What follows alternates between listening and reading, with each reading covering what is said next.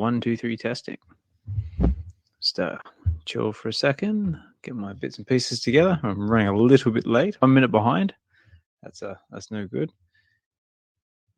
Hey, UnkleMeesh. Say, long time no see, mate. Thanks for dropping in. Hey, got Hinano in the house. Thanks for dropping in, bro. Always appreciate your bit of support. So there's always a bit of a what if I'm just going to be chilling by myself here. Especially I hear the football's on over in America as well. So I think I might be competing with the football.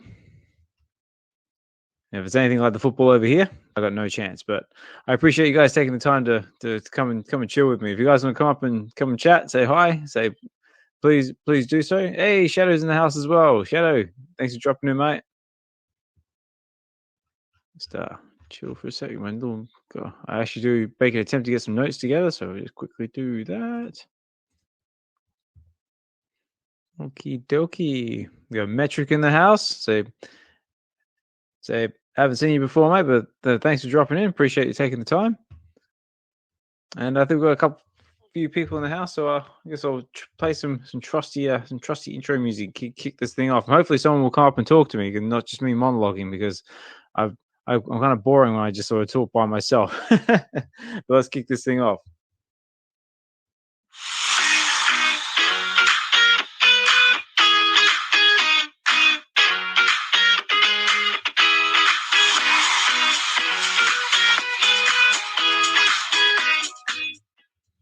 All right, g'day everybody. Osman Collect 63 here, and this is VeVe Weekends. We're up to episode 9. Ooh, episode 9. We're almost to episode 10. Might have to do some kind of a celebration. So let's see if we can get that far. But yeah, it's VeVe Weekends episode 9. So brought to you by the VeVe Collective, which is our collectors group of us just sort of came together and wanted to create these spaces to sort of interact with the rest of the VeVe community and collectors and like-minded individuals. And I just enjoy the collecting experience and the digital journey that we're all on. I just happen to be president of the VeVe Collective, which is our collectors club. We've got a few of our members in the house tonight. So we've got Hinano and Double Quill, which are also members of the VeVe Collective. Thanks for taking the time to turn up. And also have our newest member, which is our Shadow. Anyone who basically joins the VeVe Collective's Discord is, I consider, a member of the VeVe Collective. So, if you're interested in getting involved with what we're into, and just want to come chill with some like-minded individuals, hit me up. So just send us a DM. DMs are always open, and we'll get you in, get you involved. All right. Well, like I said before, if anyone wants to come up, say hi. So it's not just me talking by myself. That would be much appreciated. As much as I can ramble on, these spaces are a bit more interesting when I've got a bit of conversation. But if you want to in the background, just listen. That's cool too.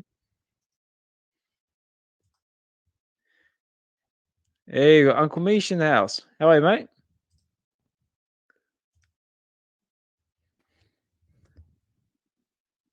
Here we go. Right. Hey, how are you, mate? I'm good. This is UnkleMeesh. What's up, man? Good, mate. Yeah, so it's been a while since we last spoke. I think we spoke a while back. I can't remember which space it was now, but thanks for taking the time to drop in.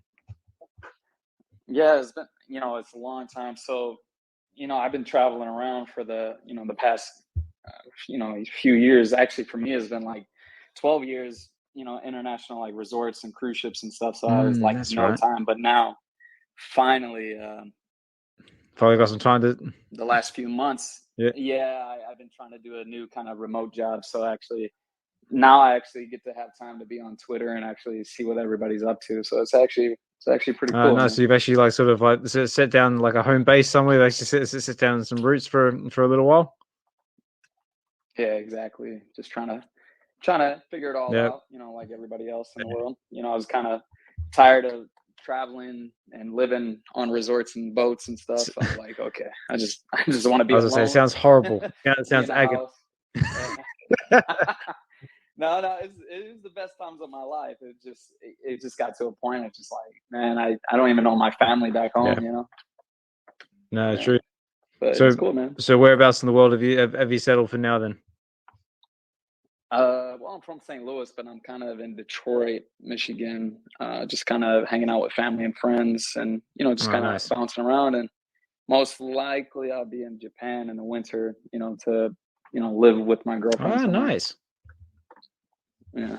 Yeah, I'd love to go to Japan. I've never been to Japan, but yeah, it just looks like a really interesting culture, really interesting landscapes, and just a chance to jump on one of them bullet trains. That look like fun.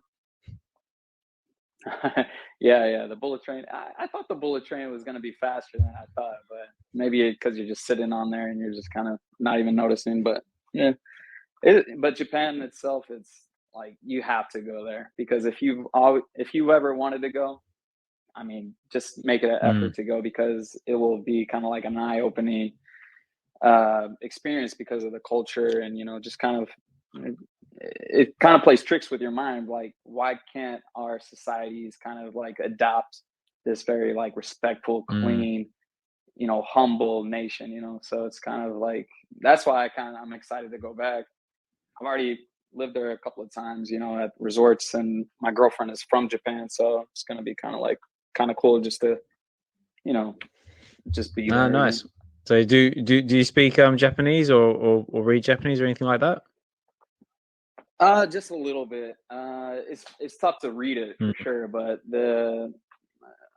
a lot of people assume Japanese is gonna be like kind of like Chinese or something, but actually it's kind of simple phrases, so it's not too difficult to learn. But for me, I haven't really made it too much of an effort to be fluent, but I can for sure like catch some things and have basic fun conversations and like baby language.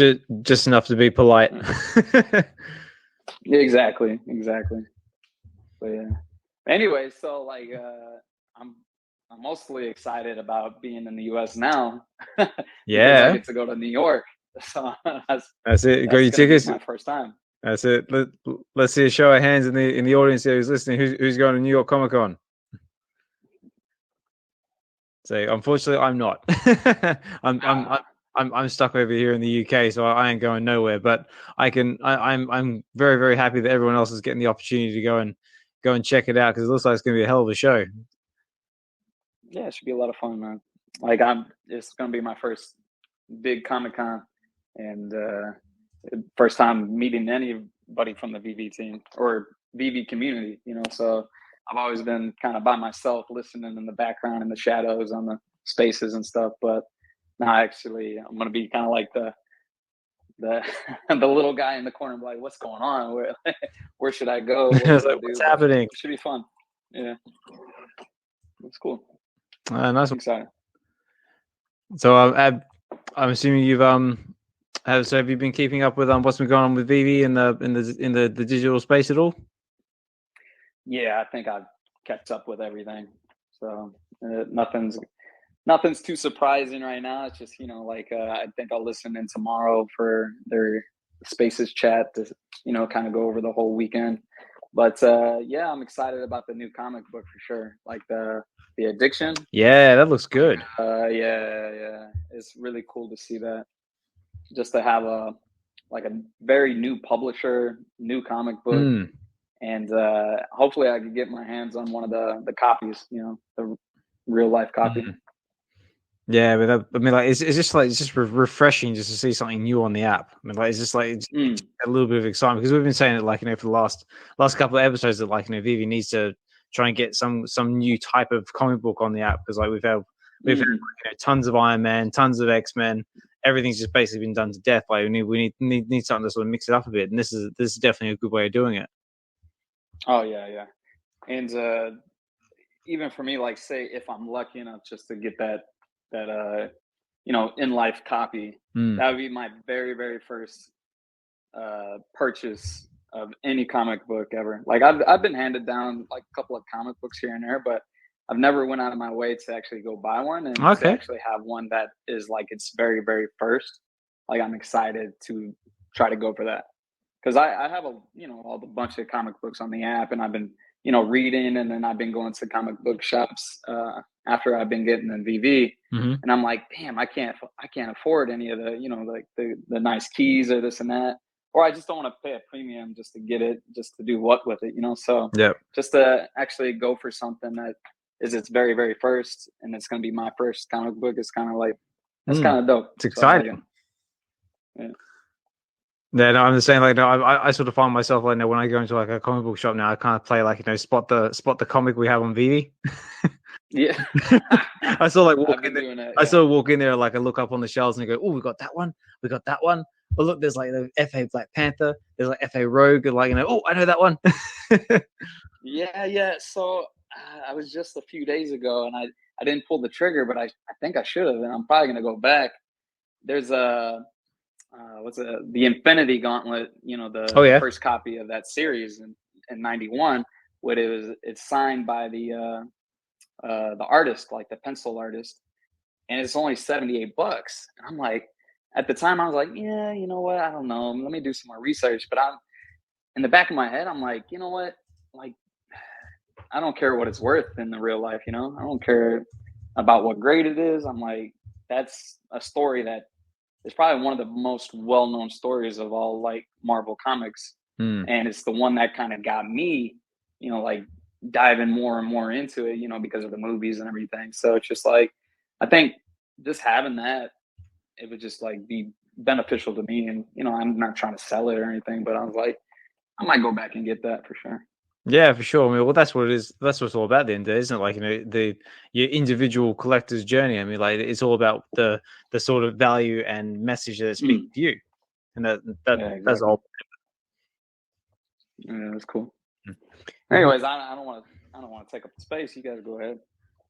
Oh no, for sure, man. Look, I just appreciate you taking the time to come up and speak to me. Because, like I was saying before, like, when it's just me monologuing by myself, it gets kind of stale pretty quick. So, and that invite goes out to anybody listening. Like, if you want to come up to the stage and say hi, it's a safe space, and we welcome everybody. I mean, like, I see a lot of familiar faces in the crowd there. I see Hinano, D, Shadow, Juan, Casual. I even see Heather. Heather, thank you so much for dropping in. Big fan of Corey's, big fan of yours. Love what you guys are doing. Wow. Thank you for taking the time to drop into the space. Much appreciated.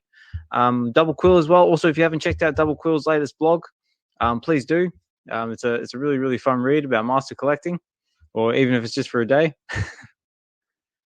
And yeah, that's it's Masters of the Day, and that's her adventures in VeVe. It's number 31, I believe. So yeah, definitely check that one out. And we got Shadow up the stage as well. Shadow, how are you, mate? Hello, how's it going? Good, mate. So, before I forget, happy birthday for the other day. Sorry, you were cutting off. What did you say? I said happy birthday for the other day, mate. Before I forget. Oh, thank you. I appreciate it. So how was it? It was good. It was rainy, but I just stayed with family, so it was nice. That's all I care about: eating and family. I'll be happy with that. I see. You can't go wrong with that. Yeah. So it's nice to be in this space on a Sunday. I'm usually working, but I took a day off. Ah, nice. So we also got Hinano as well. So always a pleasure to have you, bro. How are we? Hey, what's going on, guys? What's up, Shadow, UnkleMeesh? What's going on, Oz? I just popped in real quick just to say hi. We're about to eat breakfast and watch Elementals, but I see Dee's down there. She's multitasking. She's cooking right now. And everyone else down there, what's happening? What's going on, guys? We excited for Comic-Con? We excited for these drops? I am. I would say so. So just to show a little bit of excitement, because I am severely underprepared again. I'm going to give our excitement one of these. Oh, nope, had it turned down. Let me try again. That's better. Oh, no, my soundboard's playing up.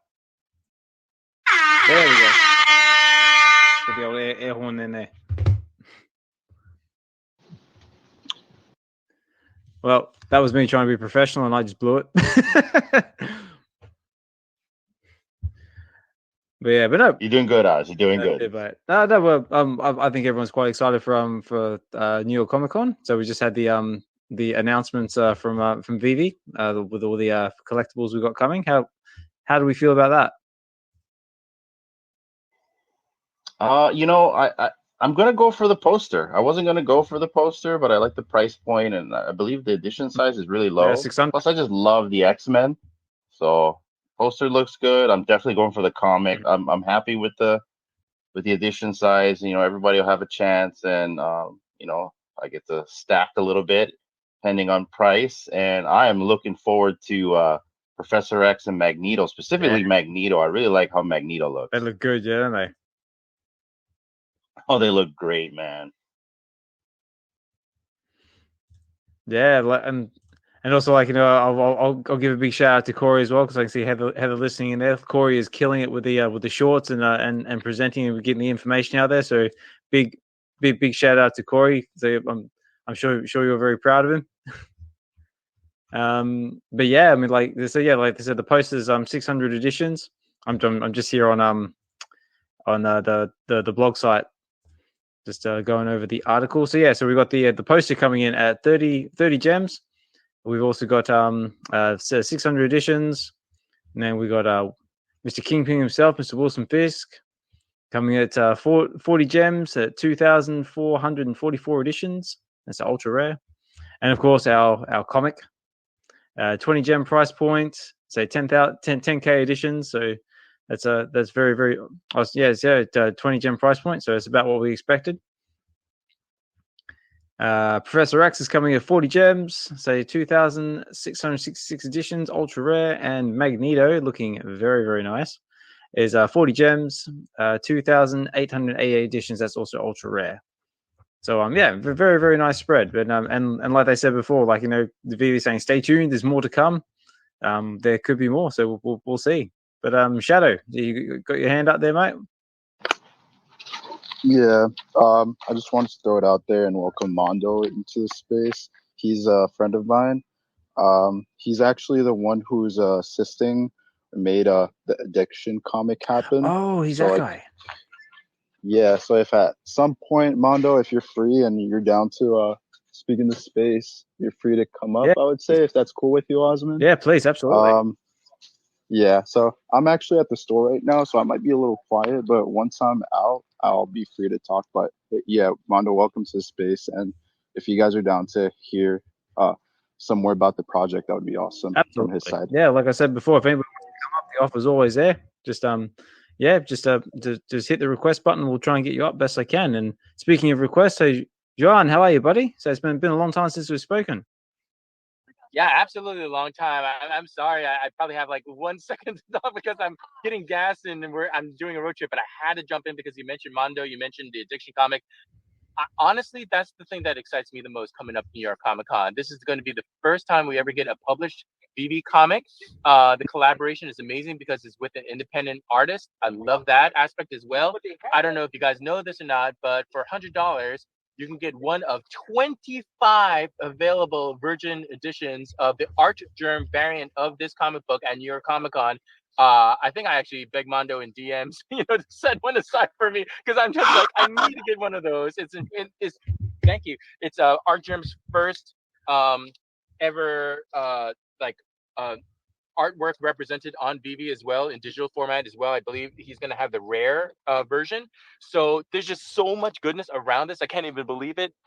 Obviously, I love the concept because I'm a New Yorker. So the whole business is based in New York. And just I love even the concept of the fact that Grimaldi's is, involved in this. The pizza place. Yeah. And then I thought that was you order the addiction pizza, you get the QR code for the preview. Like, how clever is that? So I like everything about this. And now I have to hit the road. So I'm going to go and listen remote. But yeah, kudos to Mondo. Kudos to VeVe for making this happen. I like everything about it. Looking forward to New York Comic Con. See you guys there. Absolutely. Thank you so much, Juan, for jumping up. And also, before I forget as well, I think a big congratulations to you as well, because I believe you got a exclusive commission from Peach Momoko coming your way as well, if I remember right, seeing on your Twitter post. Well, Twitter X space. I know I still get used to saying Twitter. I can't get over saying X. It's just ridiculous. But congratulations to you as well. yeah, I mean, like I said before, like, just seeing like, an independent publisher jumping on VeVe, like just to freshen up the comic scene a little bit, because like I said before, we've had like, tons of Iron Man, tons of X-Men, tons of Avengers, just everything's just sort of like, getting a bit old. So just to see like, a new title just invigorates the space a bit, and I love it. It's fantastic. So Hinando, what do you think about what about the comic? Are you going to be going for one? I'm definitely going to be going for one. I'm thinking I'm not going to be able to get the physical because I'm not going to be there. Nope, same. Yeah, I'm definitely going to go for it. I really like the uncommon and the ultra rare variants. Yeah, not just because it has a VeVe's logo in there. I just like how they look. But yeah, definitely going for the comic. Yeah, even just the commons looking quite nice, like, with the I'm going to try and remember her name now. It's Oh, I had it somewhere. Oh, I will have them all. Nikki. Yes, I have. Nikki, definitely. I'm going to have them all. Oh, we got Heather come over to the stage. Oh, wow.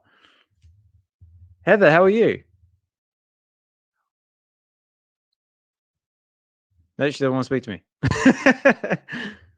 There we go. Hey, Sorry, Heather. it lagged for a second. I just came up here to add, so even if you're not going to New York Comic Con, Andrew has made it clear that the physical comic will be available on the Addiction website on the 12th. So whenever they have the release, there's also a chance to buy it from the website. So just because you're not going to Comic Con doesn't mean you have no chance of getting the physical. That is good to know. Thank you so much for letting me know. I didn't know that. That's awesome. Yeah, that is good to know. Yeah, and thank you very much. And like I said before, Heather, like, like Corey is absolutely killing it with what he's doing with VeVe, and yeah, like I said, you must be very proud of him. Thank you so much. We appreciate it. He's actually here next to me too, so he can hear the space. Oh, no. We're just both down at our workstations doing Baldur's Gate and Legos right now, just chilling for Sunday. Oh, no way.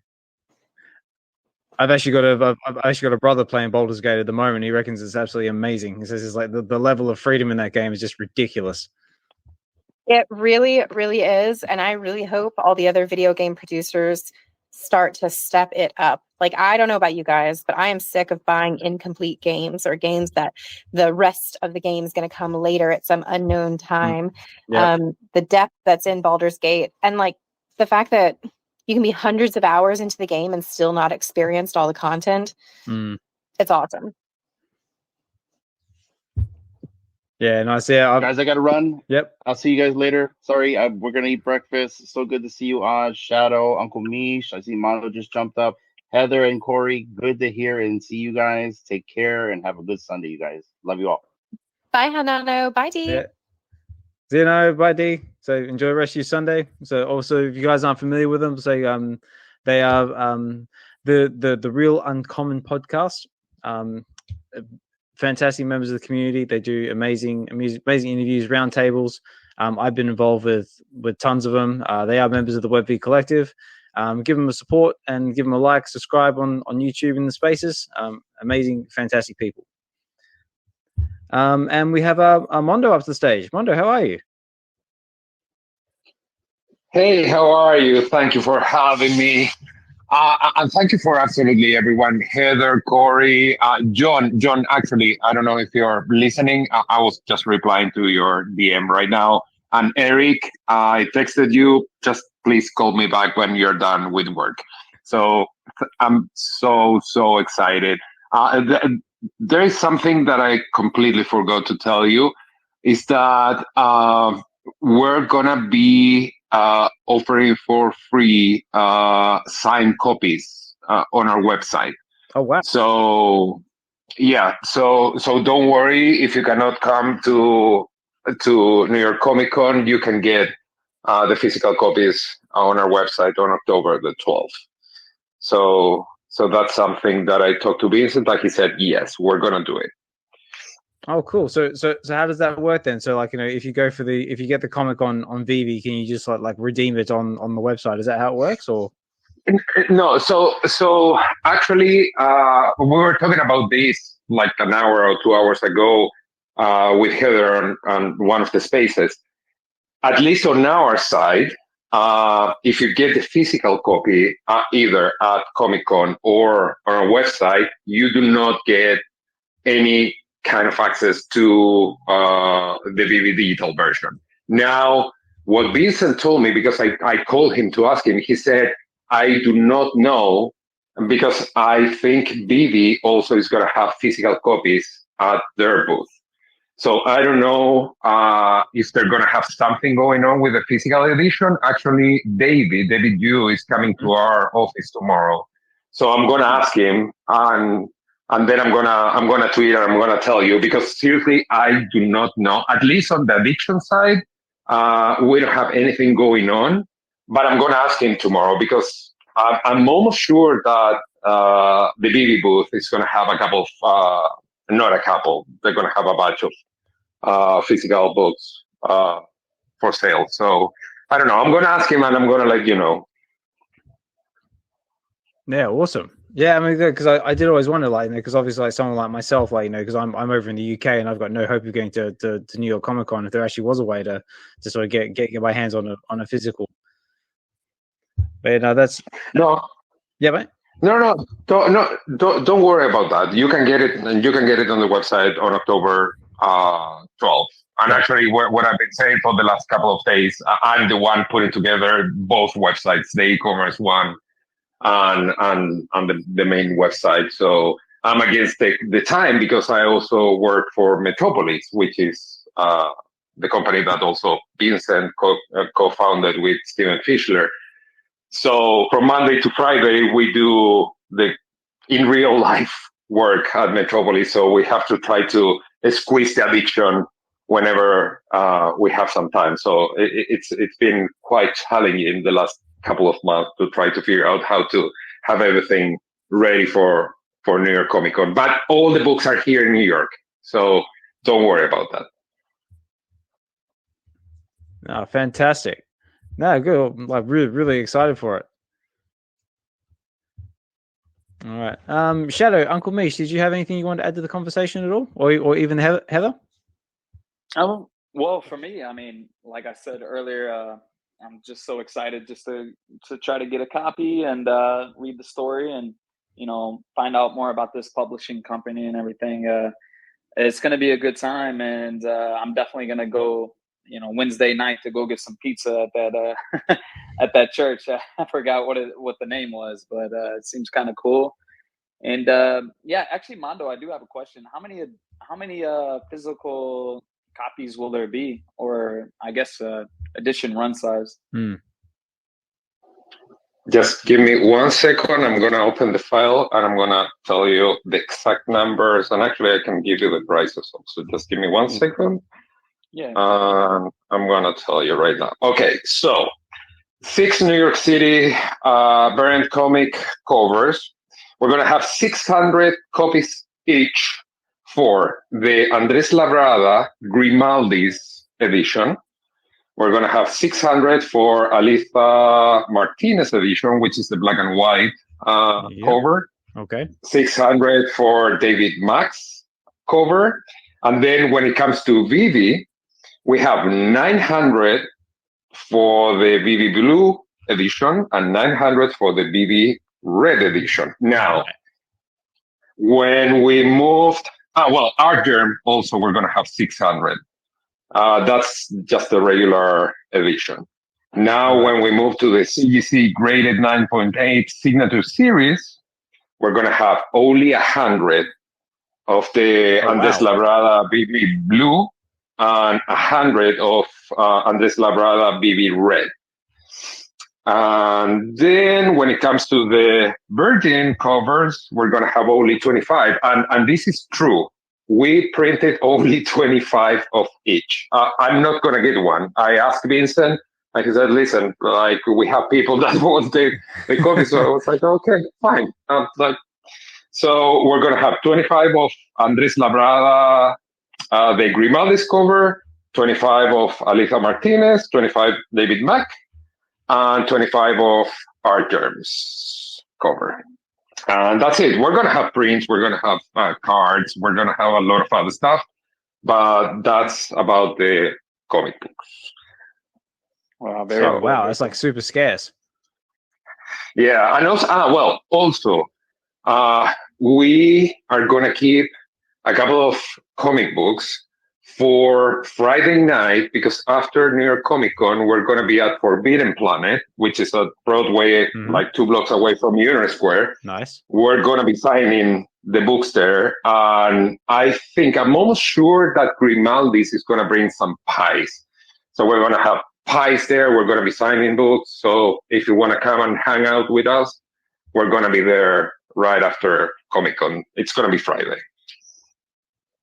Oh, nice one. Yeah, most definitely, yeah. Well, there you go. If anyone's in the area and wants to go hang out, yeah, definitely go for it.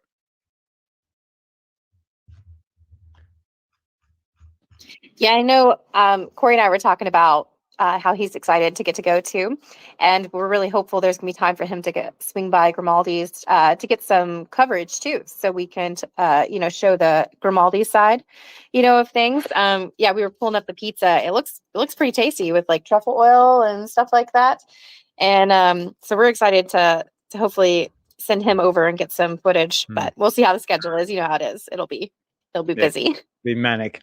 Absolutely manic. Yeah, and I'm definitely looking forward to seeing the footage from the VeVe booth, from the com, like basically from all the from everyone who's going to be going. I'm sure there'll be like live streams going left, right, and center all over YouTube. It's just going to be it's going to be wild. Cool. So, just a question as well. The addiction, is it just a one-shot comic, or is it going to be like a series to it, like a 2, 3, etc., etc.? What Vincent and David Quinn, the co-creators of The Addiction, decided when actually they created The Addiction back in 1996. All right. But yeah, so during the pandemic, Vincent was like, Jesus, I don't know if tomorrow I'm gonna be alive.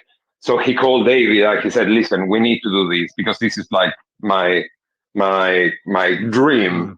So then they decided to make a 6-issue run. But then I asked Vincent like 2 months ago, I said, what is it going to happen if people really like the story?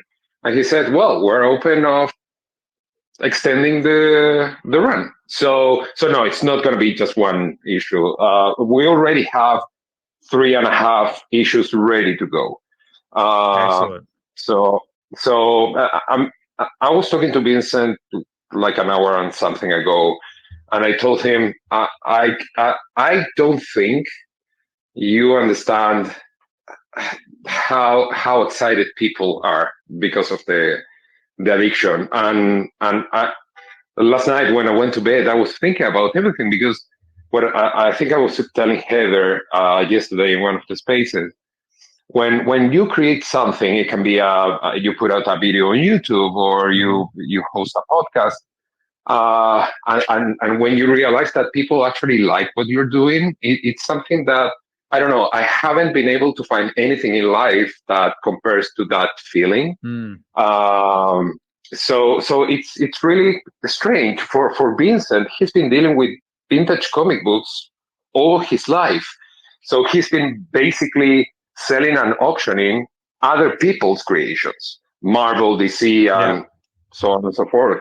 But it's completely different when he creates something by himself. So I said, listen, please sit down and start reading what is going on Twitter, because then you're going to realize what is going on. And he was like so overwhelmed. And he said, listen, I think we're going to have to extend the run for this. And he was telling me, oh my God, I created a couple of more characters. And he was telling me about the characters. So he's really excited, and he's extremely grateful also. So yeah, no, it's gonna be something that it's gonna continue. And we're gonna create other IPs. So that's something that I'm gonna do with him. That's like a side project in between the two of us. Excellent. Well, let me give you a little one of these then.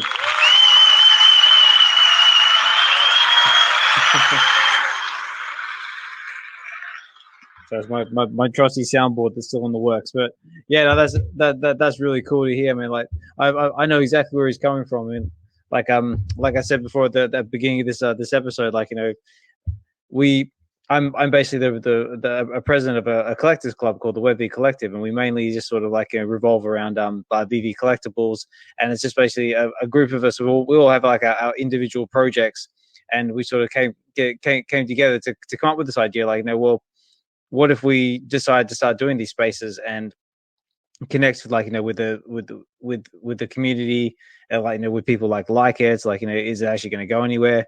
And now all of a sudden, like, you know, I find myself but bear in mind, I've never done any content creation at all, like, ever in my life. I would have never dreamed of, like, you know, being on the other end of this microphone, like, you know, speaking to like all these amazing people in the world.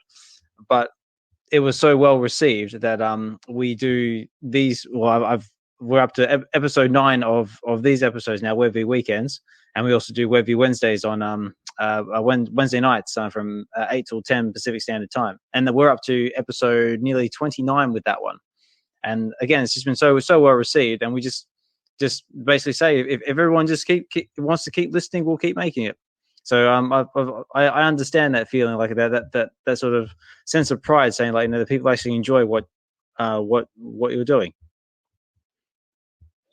But you know, there is something special about Twitter Spaces, and I'm sorry, I keep calling them Twitter, but I'm the same. I don't know if I'm going to be able. I just cannot call them X Spaces. No, but, me neither. but what I used to do before working at Metropolis, I was basically a ghostwriter. I have my own company where we were creating content for different huge YouTube channels. Okay. So at some point when you are a creator, you run out of ideas because the algorithm basically punishes you if you do not put out content almost on a daily basis. So as a creator, you run out of ideas, and then, well, we came to help these channels, and there is something that I learned throughout the years. I've been doing this since YouTube started, yep. And a lot of things have changed. But what I can tell you based on my experience, and this is why I think Twitter Spaces are so great, it's the biggest currency that we have today as creators is authenticity. And when you host a Twitter space and you have people interacting with you in real time and actually talking to you with their voices, that's completely authentic. And it's like having friends at home, hanging out and talking about the things you love. So I think it's extremely great. And listen, it really doesn't matter if you do not know anything about microphones, you don't know anything about how to broadcast. It doesn't matter because everything is available on the internet. Anyone can do this. Yeah, so I'm 47 years old, and when I was a kid, if I wanted to have a radio show, I had to be hired by a radio station.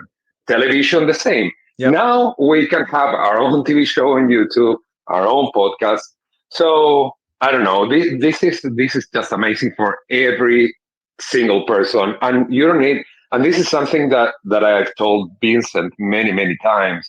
It's please do not be scared of technology, because technology can be your best friend if you know how to handle it. Because when you cross the line, then it starts affecting your personal life. But like, I would have never imagined 25 years ago that I was going to be talking to people all over the world about something that I loved. I had to buy magazines and just read those letters that people used to send to the editor. But I think it's great. And I think you should keep doing the spaces.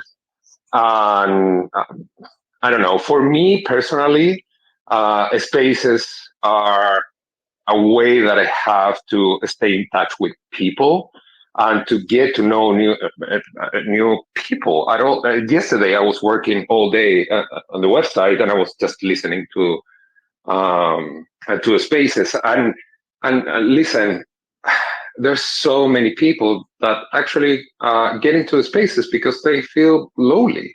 and they feel that they found friends within these communities. And that's by far more important than collectibles, than film, than sports, than anything.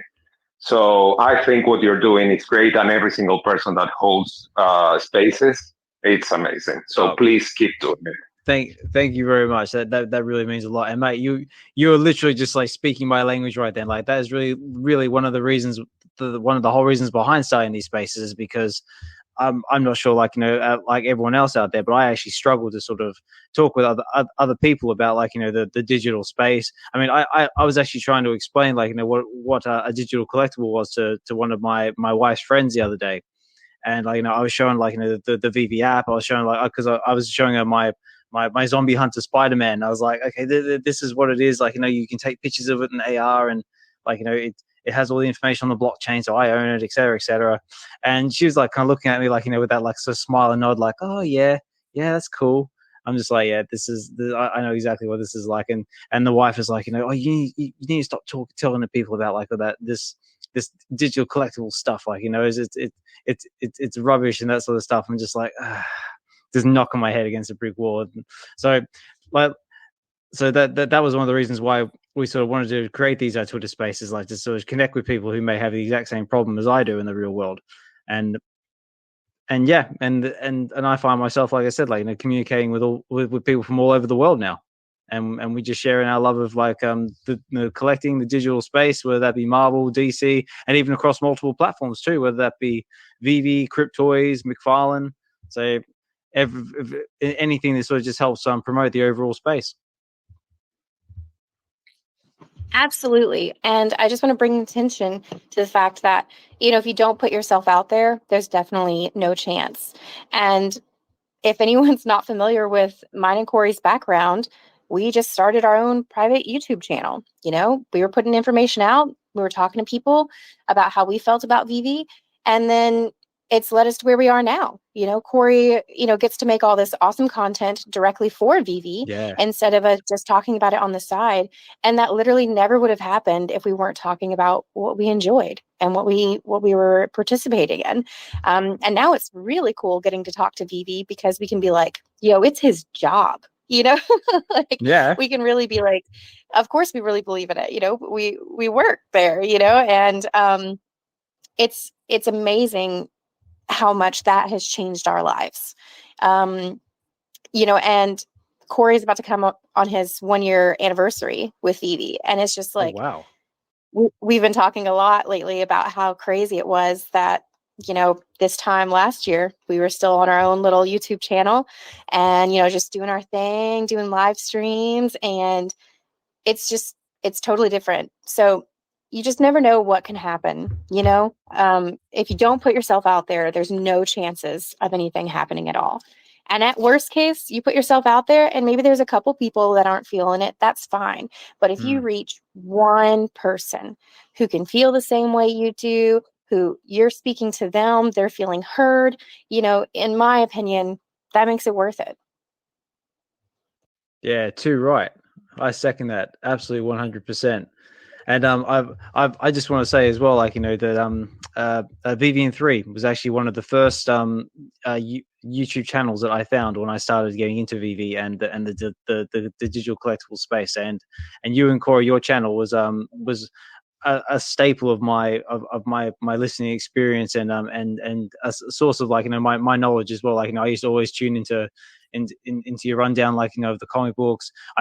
I still do, like, when Corey pops up with the shorts and giving the rundown, the history of the comic books, I still tuned all of that. So yeah, I want to say big thank you from myself and probably the rest of the community, saying, like, I'm sure a lot of us will really miss VeVe and 3. But at the same time, we are super happy for you that you're able to, like, to get involved with VeVe and be, like, basically, like, on the ground floor with them.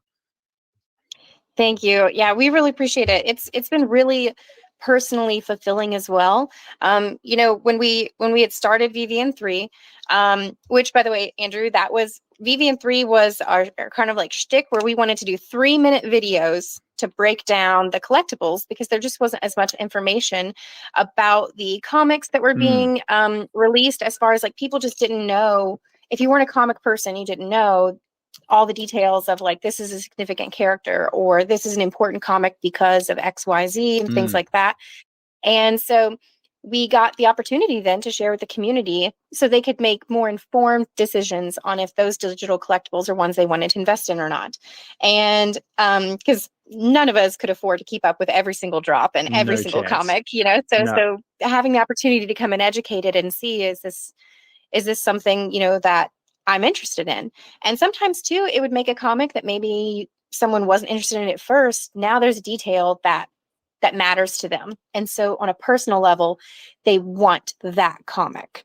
And I like it as well because, you know, even on VeVe and 3, or when I had my YouTube channel, the VVT, getting the chances to talk to women and bringing the attention to how the history of women in comics and this kind of like gender bias that has existed for so long, and bringing attention that, you know, girls like comics too. And, you know, just because the Web3 space is predominantly male doesn't mean, you know, you can't bring your wives or your girlfriends, your sisters, your friends in. So we loved being able to be a couple on the channel as well. And then it was so exciting to see other couples, right? Like we loved seeing Dee and Hanano go into theirs. And Omi Homi Jahnli, right? Like it's so nice seeing couples come in, and that's like a normal thing, because it can be a normal thing, right? If everyone's interested in it and stuff, and it's truly is for everyone, you know. And our kids love it. Like my oldest one, he loves the augmented reality, you know, about the collectibles and things like that. And he started reading last year, so we're reading comics together, which is just like the most exciting thing to get to do, you know, sharing comics, especially since if anyone didn't know, our oldest, his name is Thor. So it's really fun, you know, showing him like the Thor comics and everything, right? And like, oh, this is the first appearance of the character Thor, right? And so it's fun. And like truly our lives completely changed just because we put ourselves out there. Yeah, absolutely. I mean, like that's all it takes, isn't it? Just like that's just that single step. It's like they say, like, you know, that basically it more or less goes like, you know, if you aim for the moon, say shoot for the moon, but if you miss, at least you'll be amongst the stars or something along those lines. I probably messed that up, but it's basically just basically aim big, and if you miss, well, who cares, because you're still chilling with people who are enjoying the same thing you are, and just enjoying the journey, because like, you know, we're only just beginning. I mean, like you said, well, we've got the VeVe-verse in the works. I mean, like that's going to open up a whole new world of possibilities. And like I said, we've got all these other projects building in the background as well. Like, you know, we've got Crypt Toys doing their thing.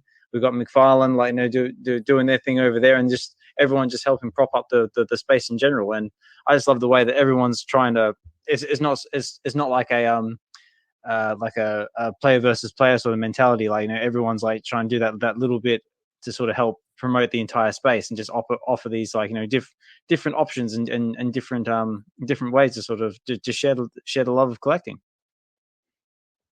It really is. And, you know, our spaces and stuff, our community is just so loving and so positive. I've been in spaces a whole lot this week, and it's just so nice how positive and happy people are, right? And how welcoming people are to talk about things that are like much deeper than just collecting, right? Like yesterday I was in a space, and I brought up some stuff with them when we were talking about positive masculinity. And the earlier in the day yesterday, if not the day before, I had a space where I gave like a brief history for women in comics, and was speaking about how excited I was that the Addiction comics main character Nikki is a woman, and how interesting I find it that it was written by men, but they chose to have a woman superhero. That's a really big deal to me. And that's like the more modern change with comics and how things have been changing. And it's so nice to be able to talk to people about these things. But yeah, I love it. I love being around the people. I love sharing my ideas and my thoughts about stuff. I love hearing their ideas and thoughts. And I love finding out what people think is interesting about why they collect things, right? What they love. Because there's definitely collectibles on the platform that I'm like, I don't want that at all. Like, that's not my cup of tea. I don't care for that style. Yep. And there's other ones where I'm like, can we 3D print this? Because I want it, like everywhere I can. And it's so interesting talking to people. And also, we've learned so much history about the artists and stuff. And I've been exposed to so many artists that I never would have seen before. And as someone who's, pursued academics within arts with graphic design. Yep. It's really exciting to get like influenced, right? Like to see other stuff, and like Peach Momoko makes me want to try watercolors. And like Nicoletta Balderi and like she makes me want to do like really cutesy, like Disney-esque kind of draw. You know what I mean? Like it's so fun being exposed to all these different things that if I was just living in my everyday life here, it just wouldn't happen. Yeah, definitely. Well, I definitely second that.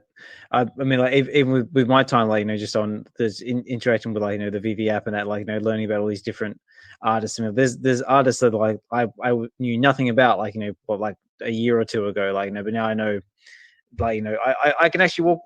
Sometimes I can actually walk into a comic book shop now, and actually I can look on the shelves and go, oh, I know that artist. I know that artist. That one looks vaguely familiar, but that one looks like the same sort of style of this artist. It's also just like really interesting, just getting to like know the backgrounds of some of the artists, like know where they come from, and just some of the other previous work that they may have done that you know about, but you didn't actually know that they did it. If that makes any sense. It really is. And, I love the more I've learned about legacy artists in the sense of a family generation of comic book artists. Like most recently, like Joe Kubert, he was a prolific comic artist. His son was, and now his granddaughter, she released her first solo comic or solo series earlier this year in March. And it's just like, the legacy behind that, as well as the legacy behind the artists for Wolverine, and how it's just crazy, right? It's so interesting to see it basically being passed generationally in their families for art and stuff. And like, what an awesome thing to pass on. Like, the legacy that you're putting on is just like forever imprinted and something that people love and want to collect. And I just think it's so cool. Yeah, definitely. I mean, like just the fact, like, that somebody, like, really appreciates, like, and they actually want to, like, to collect it is amazing. Mondo, yeah, mate, you got something you want to add?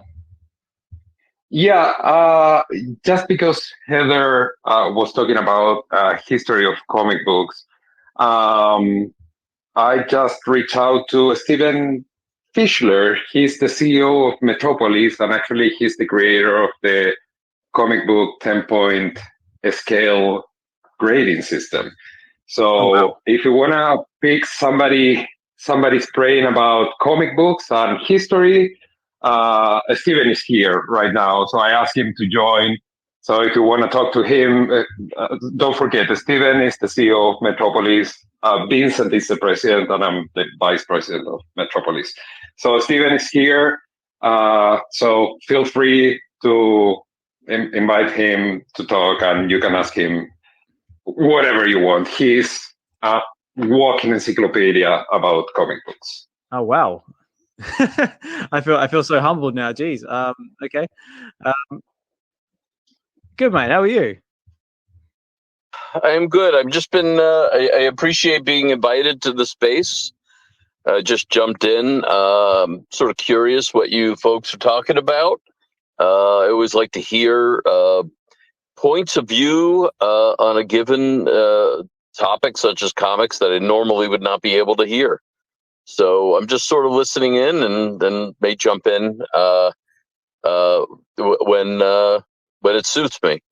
But thank you. I appreciate the welcome in. No, well, thank you. Like, I appreciate you taking the time to jump into our space. I think Heather's got a question. Yes, thank you so much, Stephen, for jumping in with us. This is so exciting. What I really wanted to ask, so CGC system was founded in the early 2000s. In your opinion, how has comic book collecting changed since the implementation of CGCs? Well, I'm the one who created the CGC system, and how that came about is I created it for Metropolis. I gave it to Bob Overstreet. I met with him back in, let's say, the early 1999. I explained that people, in terms of advanced collectors and novice collectors, people who haven't collected yet, really don't understand how to grade. They don't understand the structure. And I ended up meeting with him in around Baltimore.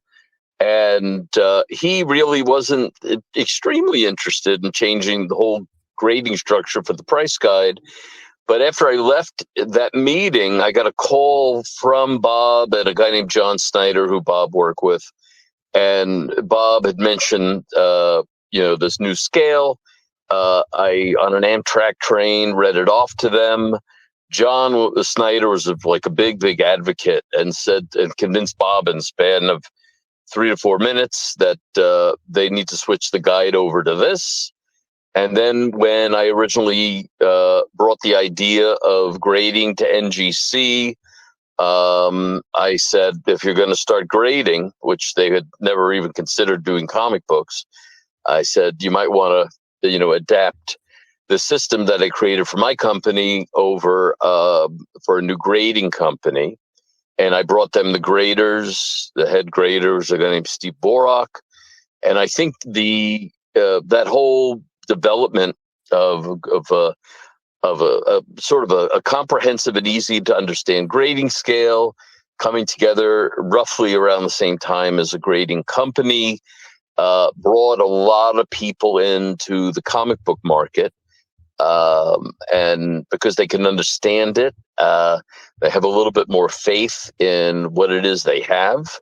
And it created a more vibrant marketplace. It's been, almost 25 years later, and the results have been pretty good, if I have to say.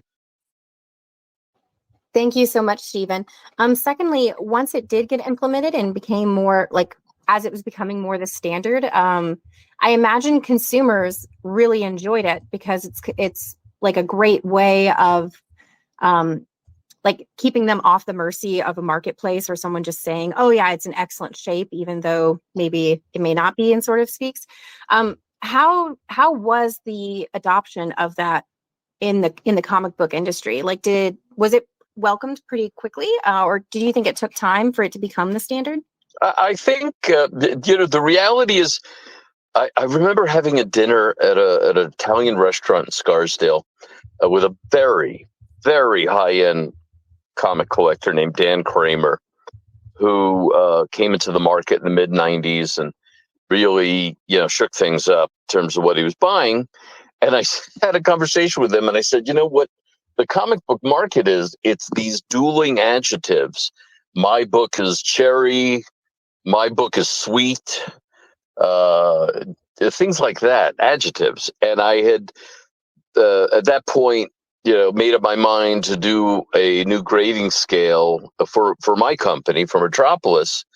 And I think that, as I said before, that structure, a structure that people can understand, gave people the confidence to come in and buy. And they felt that they had, let's say, a little bit more control over what it was they were buying. They wouldn't necessarily buy a book in one grade and have other people later on feel it was a completely different grade. It's sealed in a holder. And I think that's what has given people some confidence. Do you remember what kind of the first books that were getting slabbed were? Was it a specific company as far as Marvel or DC or independent ones, or was it kind of just all happen at once? But the first book that was ever slab was a book that I bought on eBay. It was a Fantastic Four 1 and 4-5. It was the first book set slab for public consumption, and it was the first sale of a CGC book, and it was bought by me probably for $2,000 or so on eBay. And so that's where, it started, and it was even a little bit of a shock for me to transition over to CGC books, but I think it went very well. People adopted it very quickly. I think it was needed. There's some other developments that I'm working on along the lines, sort of a follow-up to the grading scale called CBI, that I think is has the same force behind it. And so I'm particularly excited about that. I think that the comic book market has been around for, like 75 years, really. But I think it has a ways to go. I do think that comic books are established. There are some other collectibles, let's say a Beanie Babies, that come and go and have no foundation. But I do think that the comic book market has been established, but has room to grow in different ways. So I got a quick question. So just in the way of the comic book market, like how do you feel about the introduction of digital comic books? Like with what VeVe's doing. Well, what's sort of interesting is I had done with my company VCon, Gary Vaynerchuk's show in Minneapolis, and I said to myself, I am going to come across people where I spent, last 45 years selling comic books, which is buying and selling of the physical book.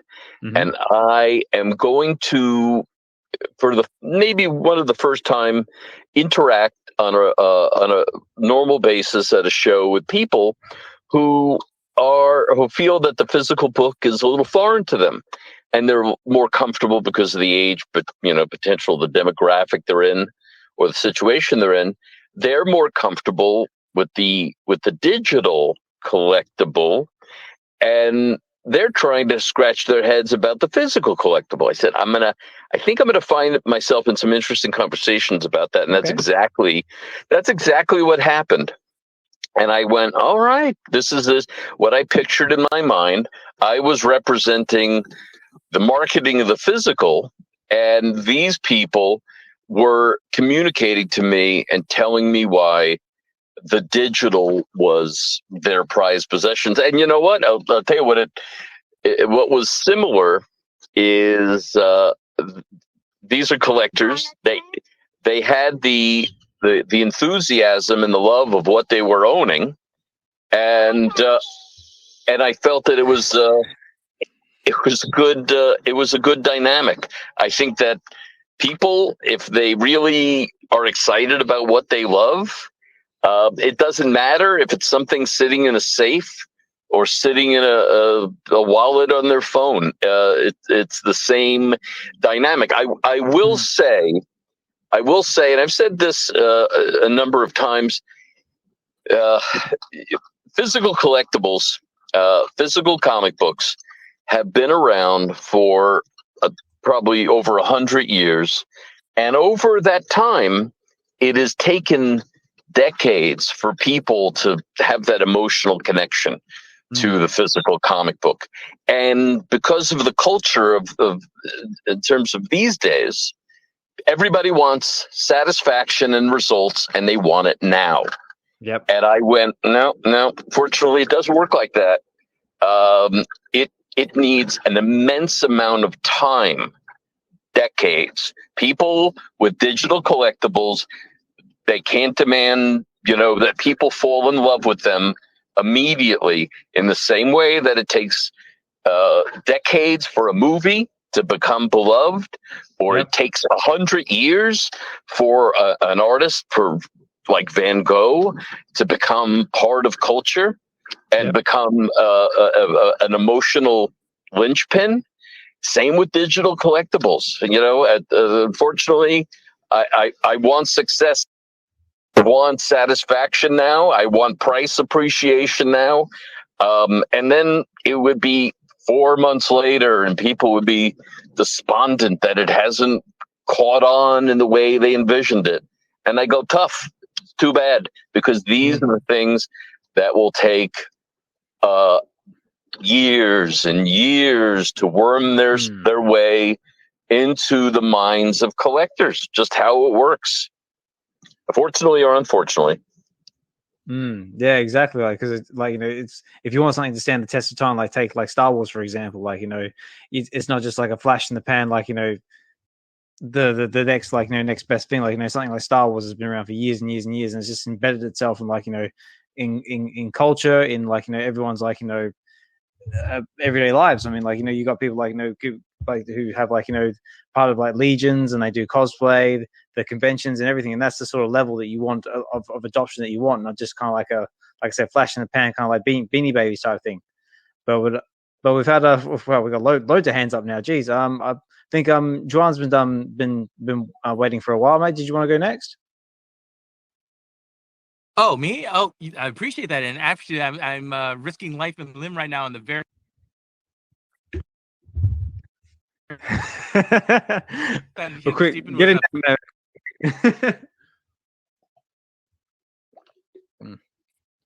Yeah, mate, go for it. Like, literally created something so important to the collecting community, such as the grading system. I want to tell you, Stephen, that I personally really appreciate it.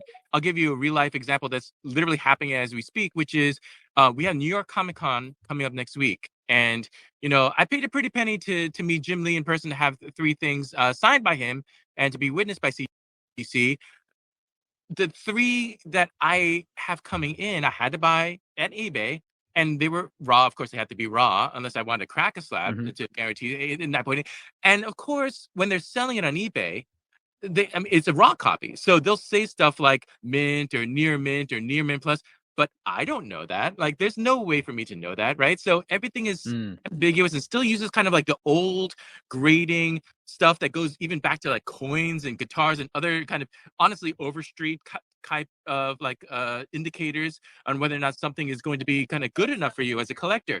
And it wasn't until you could have something like the CGC grading system to give you that peace of mind, and then after it is captured in moment to put it in a slab to protect it.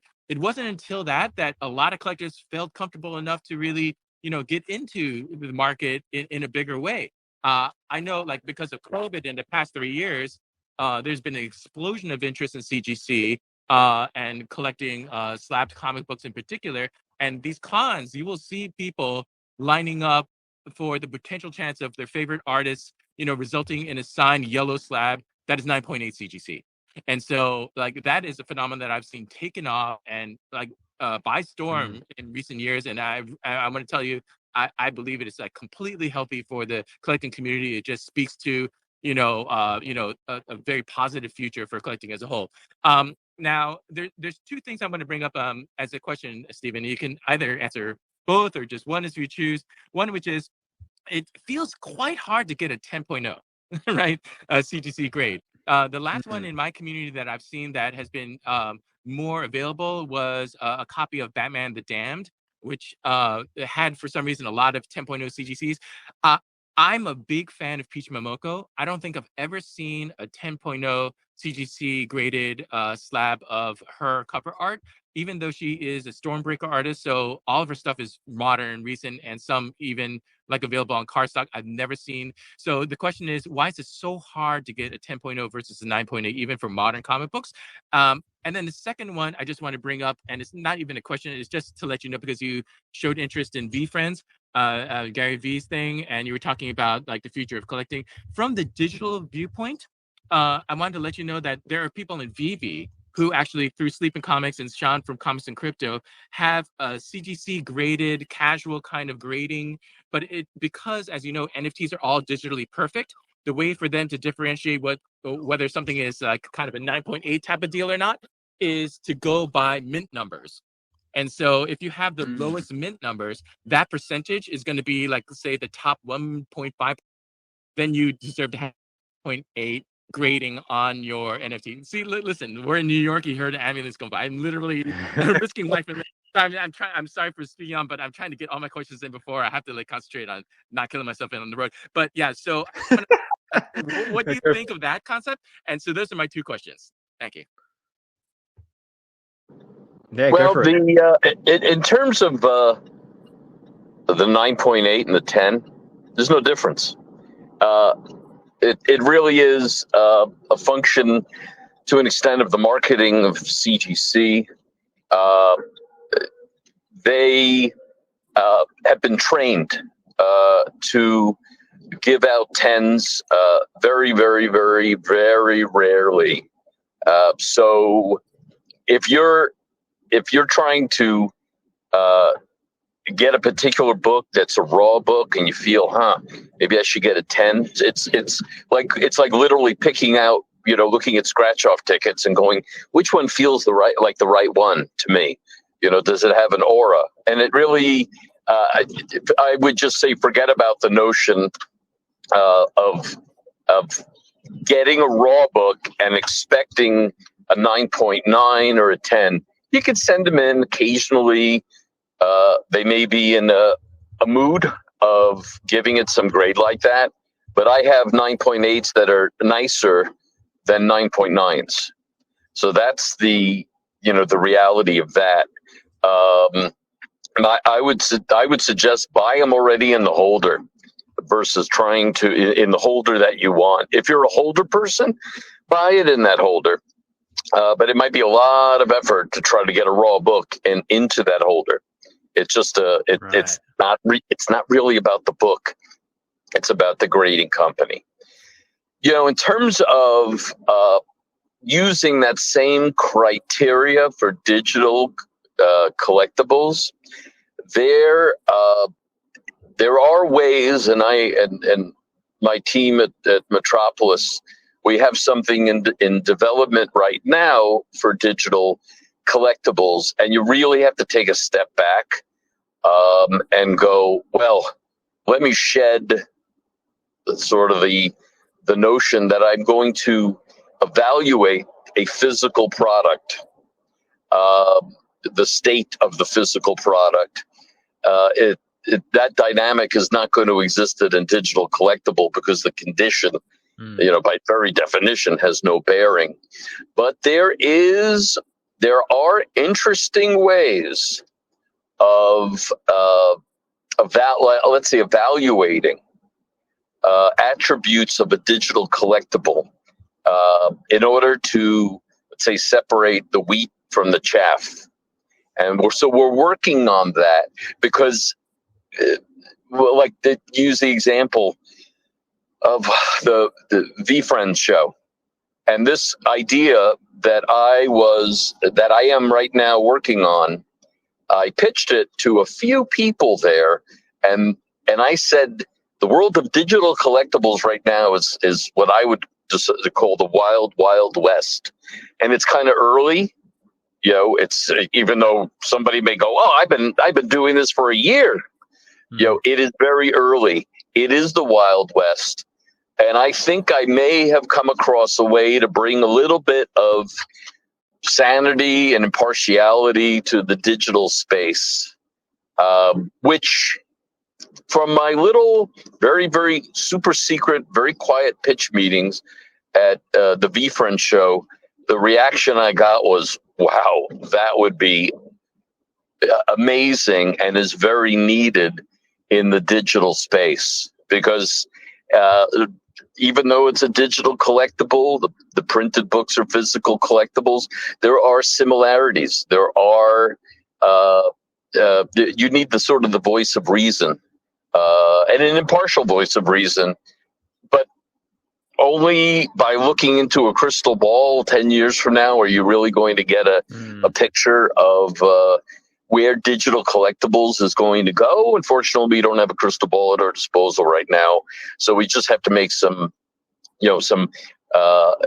reasoned judgments and thorough decisions and thoughtful decisions. But I do have, so let's say I've got some plans.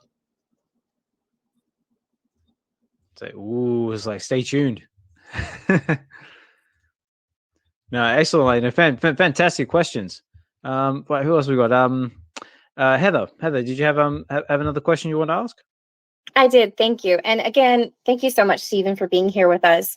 I had a two-part question in the sense of when you originally developed it, did you take into consideration the significance of preservation and how that is changing things as well? Like in the fine art world, by preserving, pieces, it's prolonging their life, for generations to enjoy, well beyond the original intended lifespan of that piece of art. And with these comics, I just wanted to know what your thoughts were in preservation there in the beginning, if you thought it would be a significant matter, not just from a cost perspective, but just like the culture of art of keeping these comics and these historic pieces alive. And then just the second part of that, what is the life expectancy of a slabbed comic? Ooh, that's a good one. Well, the original idea of, if you want to compare actual comic books to comic book art, I collect comic book art. The condition or as preserve it so that it's around a lot longer and displays better. So the condition, nobody actually looks at a piece of fine art or a piece of let's say an original Marvel cover by John Romita and go and it says VF's worth 10,000, VG's worth 6,500. Nobody would ever value a piece of art solely based on the condition. That the condition of the piece of art is kind of secondary because it's a one-of-a-kind item. The comic books are not one-of-a-kind items. I had created the grading scale, and the reason that I had put the pieces together for CGC way back in the day is to sort of separate books that are restored from books that are unrestored. So you have, let's say, an Amazing Fantasy 15. You've got 2,000 copies battling each other for supremacy. They're in competition with each other. Some might have a bullet hole in them. Some may be coverless. Some are in perfect shape. Some are in perfect shape because they're restored. So within that, battlefield of 2,000 copies of Fantasy 15, you've got to create that structure so that people very much understand the lay of the land in terms of what is valuable and what is not as valuable. I will say that when books started getting slabbed, the restored copies were worth a small fraction. Recently, over the last 5 or 6 years, restored copies of a lot of these expensive books have been appreciating in value even more than unrestored copies. People, times change. People, change their opinion about what they want to pay up for, and they look at a Batman 1 in VF and in a holder that's restored. That book might have been worth $5,000 in the early 2000s, and now it might sell for $50,000. So the restoration is disclosed in the grading system, and the collectors decide as they wish. They feel that restored copies of these books are very undervalued. Price goes up. It's really it's very much a marketplace dynamic for people to sort of decide for themselves. If that answer helps you at all. Yes, thank you. And then just that second part of that, do we know how long you anticipate slabbed comics to survive in their slabs? forever. I will. Here's the crazy thing, in that they are being protected as long as they remain in that slab. And obviously, I can't exactly say. I don't have the ability to travel 200 years into the future. But a book in a slab will pretty much last. Will look exactly the same as the day it was slabbed. You and I may not look the same in a 75-year span, but I do believe that those books will look pretty much the same. So more or less, it's when I'll tell you when you have what really deteriorates a physical book is changes in humidity, swings in humidity back and forth, and then light. Yeah. So that if the book is kept flat and untouched from damage, if the humidity swings are kept incredibly constant and it's kept out of light, that book in 100 years will look pretty much the same as it does now. Sort of like a McDonald's French fry. Yeah. I love it. Awesome. Thank you so much for answering my question, Stephen. Thank you. Yeah, thank you so much, Stephen. Like, wow, this is like it's just so interesting. I feel like I'm doing like a lot. Like, as for someone who hasn't really had much to do with slabs or comic book gradings, yeah, this is really insightful stuff. Kenobes has had his hand up there for a while, mate. So sorry to keep you hanging, mate. But yeah, you got something you want to throw in there? Hey, how's it going, everybody? Hey, thank you, Osmond, for the space. Shadow, Heather, great, awesome questions. I learned some from your questions as far as like how long ago, they just started slabbing. I get my comics graded like I have so many comics that I have gotten graded and whatnot. So it's awesome to talk to. Stephen, you were like what? One of the forefathers to creating a grading system, brother? Well, I think if I didn't do it, it would still not exist. Okay, but I've been dealing comic books for 45 years, and so I've kind of seen it all. I've made statements about the future of comics, and I was so sure about the future, and boy, was I wrong. This is awesome. All you do is make a guess. So what? I have a few questions. I'm gonna just ask you it like one by one. What pushed you to start a grading system for comics? Like, was it like I know you said like adjectives and bringing some sanity to the comic collecting space, but what was your major push for it? Well, the major realization I had is I process a lot of books.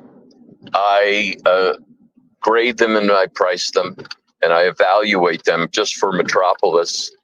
And I started realizing, early on that the grading had no structure, and I decided to sort of lay out a new structure just for myself, and that structure, focused around number values, and so now I think about books and numbers. And a number of other things in number, and I just converted everything over for my company, and I guess people listen to what I talk about, and I just said, if I'm saying something true, other people in the comic market will resonate with them, and the thing that was true is it was really about a bunch of dueling adjectives. About the condition of comic books, and I just said, this may be a little dizzying for some people. It wasn't that dizzying for me, but I got a lot of feedback from other people about they didn't quite understand how comic grading works, and there's so many different attributes. A baseball card is very easy to grade.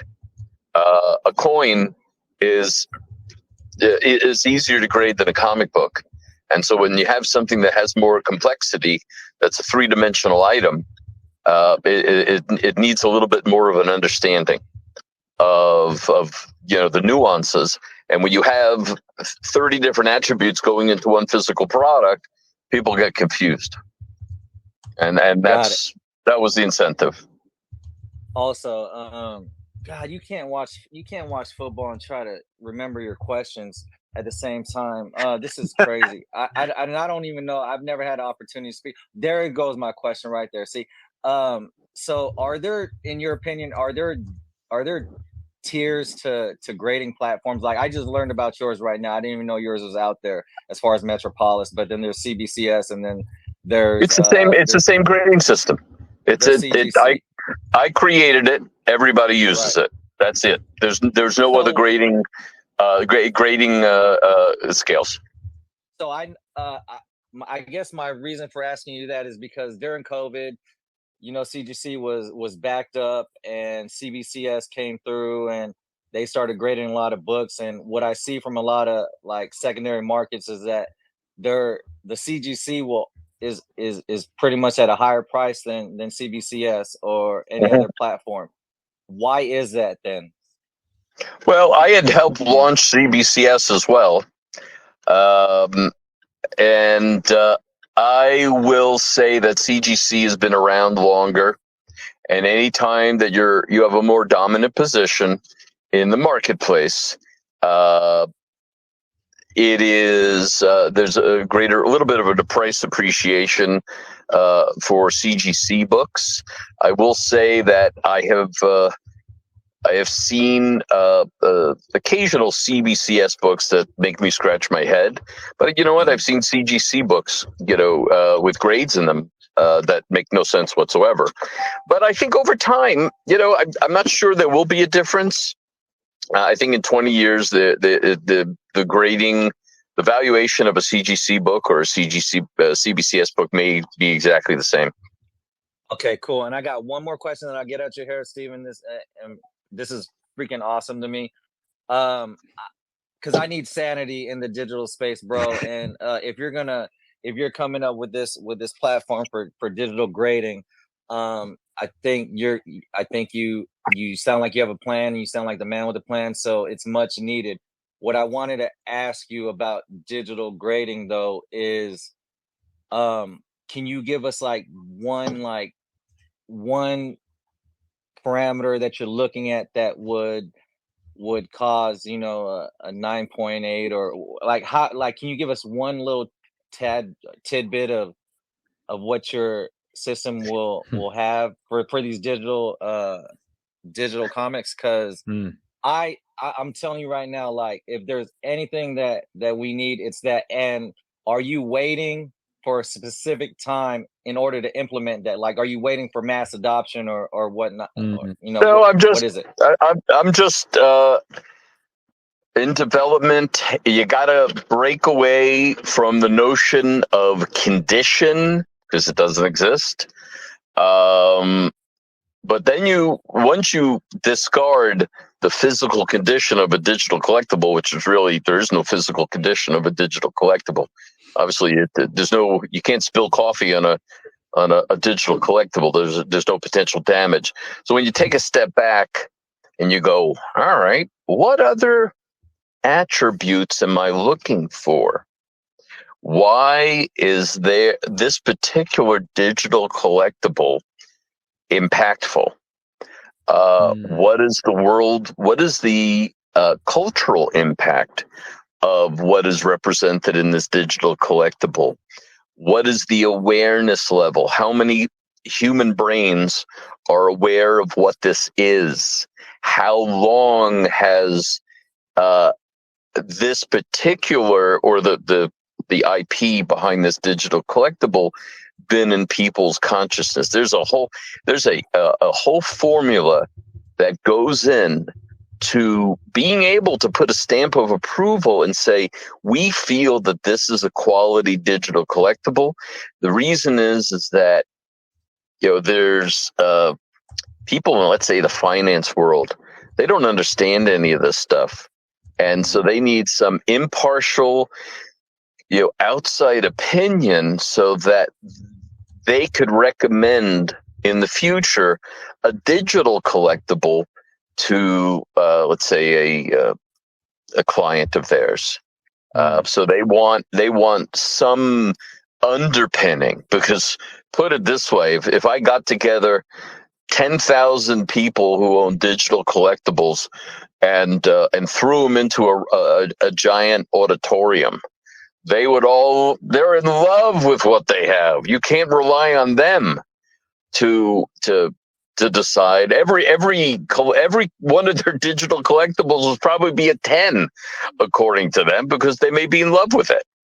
So you have to be able to take a step back and go, let's kind of get a sense of what attributes a digital collectible is going to have to maintain its value in 10 years versus this other digital collectible that may be a function of momentary hype, and will collapse. And I really, what's interesting is that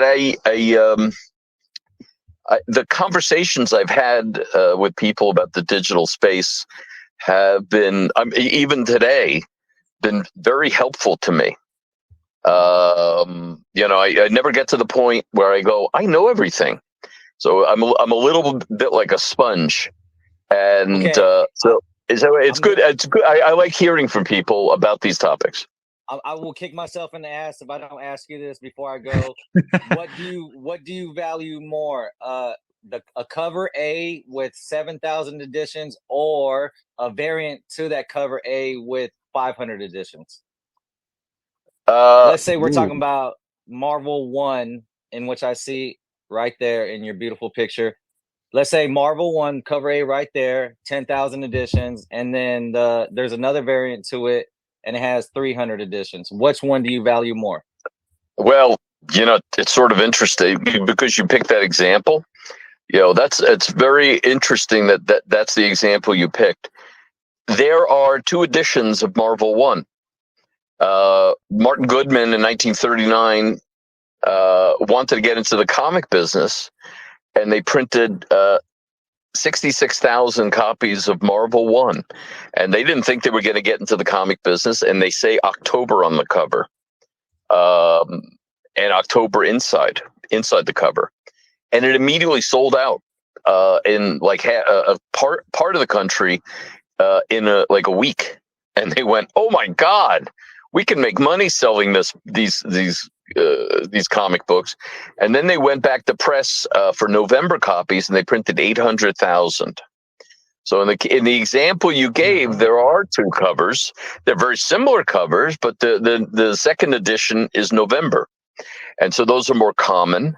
All the high grade copies of Marvel 1, all of them are November copies. I have never heard of a truly high grade October copy that exists, but I have had October copies. So in this particular case, because it's the example you gave, and you said 2 different cover variants. One is 800,000, came out later. One is 66,000, came out a month earlier. I'm going to put my money on the October copy, which is really a first edition. What about the same all around? Like we're just talking about like it came out at the same time, and they just came out, or actually it couldn't come out at the same time because it's a variant. Shoot me in the head. Anyways, thank you very much for answering my question, Stephen. Osmond, no problem. Thank you for the space, brother. No worries, man. You guys are rocking, man. Again, Heather, keep it up, and everybody, and John, everybody else, man. Thank you guys so much. No worries, Kenobes. Thanks for coming up, mate. Thanks for asking those very big questions. Now we've got is it Gulong Inmate 11199 up with his hand up with a question. Now I'm hoping he's not a troll. I mean, I'm sorry, just by the name. I mean, it's Gulag Inmate, and I'm a girl. But thanks. Okay. Sorry, I'm not a troll. Oh no, that's all right. I just thought about put that out there because I do have a trusty Photomatic ready to roll just in case, because we do occasionally get the old troll in here. But please, if you have a question, please. for Mr. Fishler, never a troll. Excellent. Well, please ask away. Okay. Hi, Steven or Steve. Hi. How are you? I'm good. Thank you. And I just want to let you know before I ask my questions, Donald misses you and says hello. It's been a long time. My God, how are you? I'm good, sweetheart. I do actually. I'm. Oh, she's a total troll. Total troll. She's trolling me. No, I'm joking. Here we go. She is a lovely, lovely person. Yes, thank you. And I actually have 2 questions for you. Legit. First question is, where do you see, and if I missed this because I came in late, I apologize. Where do you see the bronze market going? And do you see any movement in the modern market towards increased value? I know there were a lot more copies printed. And yes, I should know this, knowing who I know. But where do you see values going in bronze? Well, go to modern first. It was interesting because I look at the modern market and I go, there are some interesting attributes to the modern market that may be overlooked. Collectors like to buy books in very, very high grade, and the modern market has those books. Collectors really love, cool and innovative and visually stunning cover images, and modern market has those books. And then they love cheap price points, cheaper price points, and the modern market has that. So I go, what you have in the modern market, and sometimes the print runs aren't that great. So the modern market is like this. I will say, from a standpoint of a dealer, I go, oh, these books are visually very cool, and they're all like very high grade, and they're cheap price points. This stuff could do real well in the future because it has a lot of positive attributes that carries along with it. And so I like putting them up for sale because people buy them because it has the grade 9.6, it has the price of $7, and it looks great, and it's got massive characters in it, that everybody knows. So in the short term, that stuff I think sells. It doesn't need to be graded. People love it. And so if somebody said in 20 years, that stuff, those books did really well as an investment, I would certainly not be surprised. In terms of bronze, depends what the characters are. Again, it has some of the same talking points as the modern market. Grade, character. A lot of them are visual appeal. There's bronze books that are just very amateurish visually. But I think if you look at the attributes that lead to some sort of price appreciation, bronze has got that as well. And then if you get into the minutia of bronze, which is story arcs, particular artists that I look at, as an example, books with Bernie Wrightson covers, which would be a lot of bronze, and I go, my God, those are very undervalued.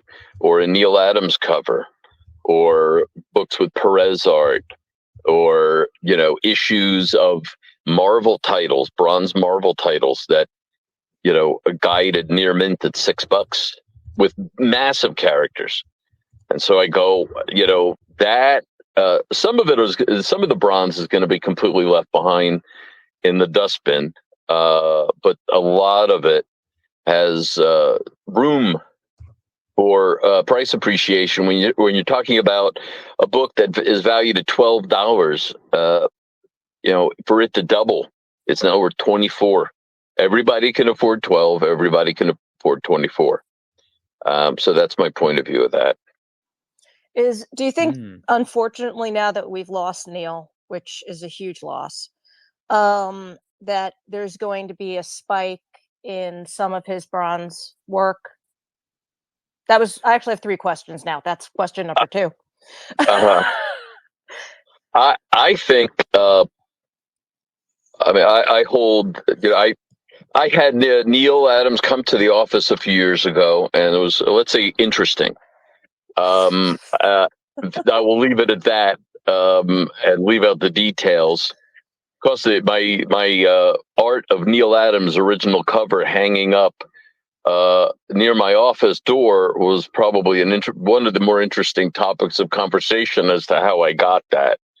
But I will say that, in my opinion, Neil Adams is one of maybe the most important comic artist in terms of the art content, versus just the story content. And I think I personally hold every book that has a Neil Adams cover in very high esteem. And I think that in the future, there's never going to come a day where people are going to look at Neil Adams books, Neil Adams covers, and go, yeah, nobody seems to care. I don't know what happened. They kind of liked it. Those covers will live on and on forever. And and some covers are going to me, they're all undervalued. I wouldn't disagree with you on that. I would definitely not disagree with you on that. And I've met Neil multiple times, so yeah, I know. But not recently. No, not. Okay, good. Not all in a right. while. It's been a while. And the third one is, we're talking about restoration on books.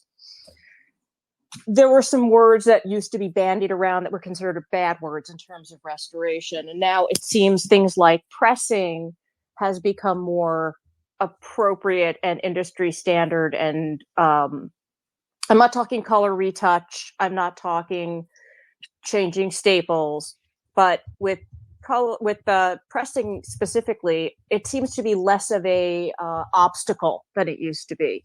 Am I incorrect in that? Yeah, I think you're right in that people sort of overlook that. I think they're going a little overboard in trying to take as many books out of the restored category as they possibly can. But I'm looking at books and going, yeah, it's in a conserve holder. That's a restored book. You may want to use words, play word games, but there are books in conserved holders that are just plain old restored. So, but pressing is a little different. Pressing, I can understand that, and I wouldn't. I don't think I would really put that into the restoration category. But cleaning, yes. Tear steels, yes. Those are restored books. Yeah, you can create new words for it, but they're just restored books. Well, I appreciate you taking my questions, and I appreciate you, and thank you. Same here, and it's good to talk to you again. Yeah, why don't you text me? I will. Okay. All right. Thanks. All right, I've got some very important things going on here. I've got international meetings, and I've also got to go food shopping, just to give you a slice of my life. But I'd like to join it again. I think this was fun. Yeah, absolutely, man. Thank you so much for taking the time to chill in our space. Thank you, guys.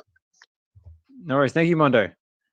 And again, a big thank you to Stephen for taking the time to speak to us about CGC grading and comic book history. And wow, I mean, I literally am speechless to have this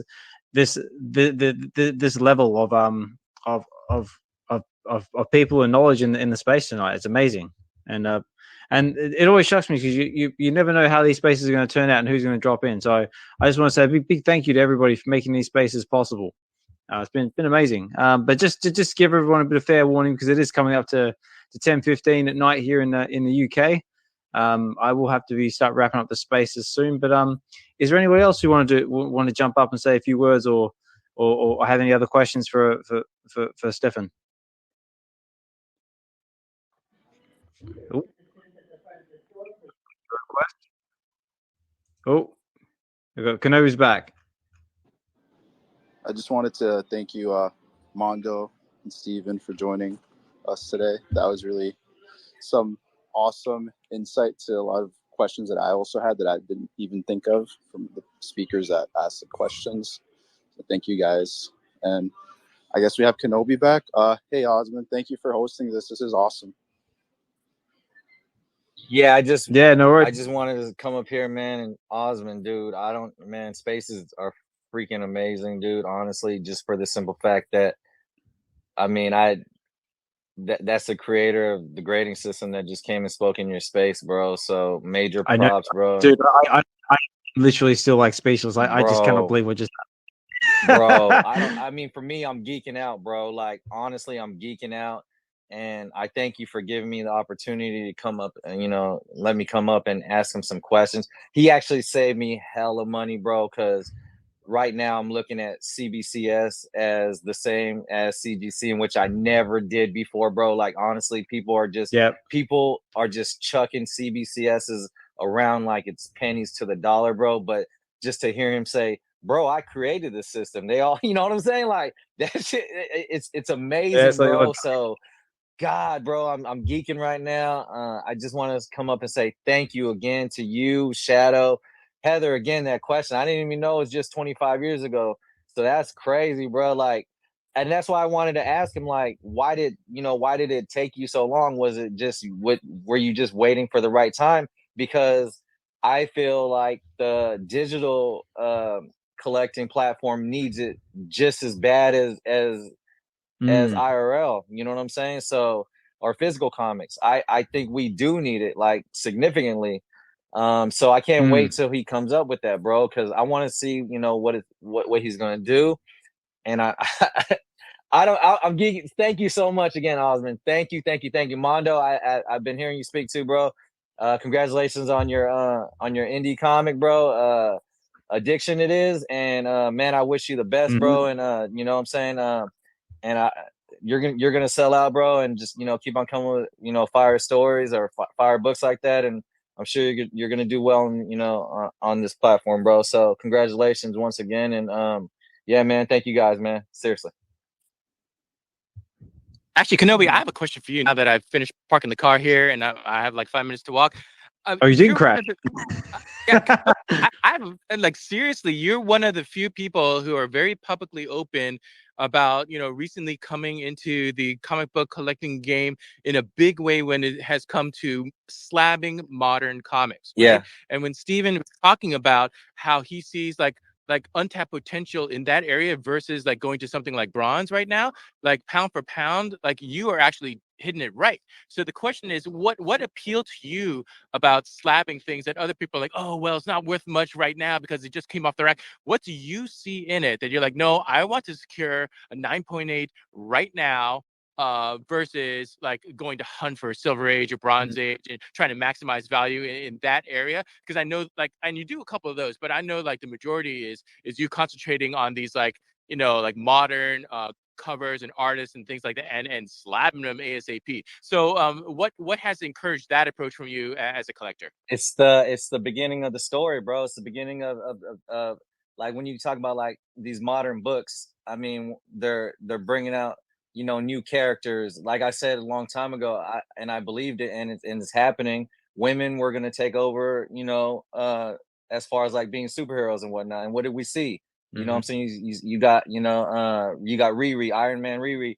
You got Thor. I'm just fudging her name. You got all these women characters, bro. With just like now it's their story.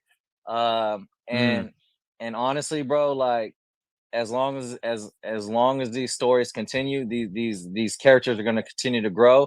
So I guess it's just on you and your gut feeling, as far as like what you think the potential of that character is going to do. We all know what Miles Morales is going to do. So who's next? Now they got Spider-Boy. What's he going to do? So you know what?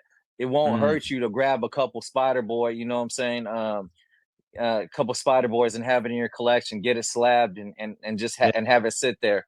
And like I said, it's all about taking chances. And those people back in the 40s, the 20s and whatnot, or whatever you want to say, the golden age, they were taking a chance too, and they hit big. Mm-hmm. So hopefully, 80 to 100 years from now, when I'm, 6 feet deep, my kids, grandkids will say, Mm-hmm. damn, grandpa, he was thinking, he was in the right spot at the right time.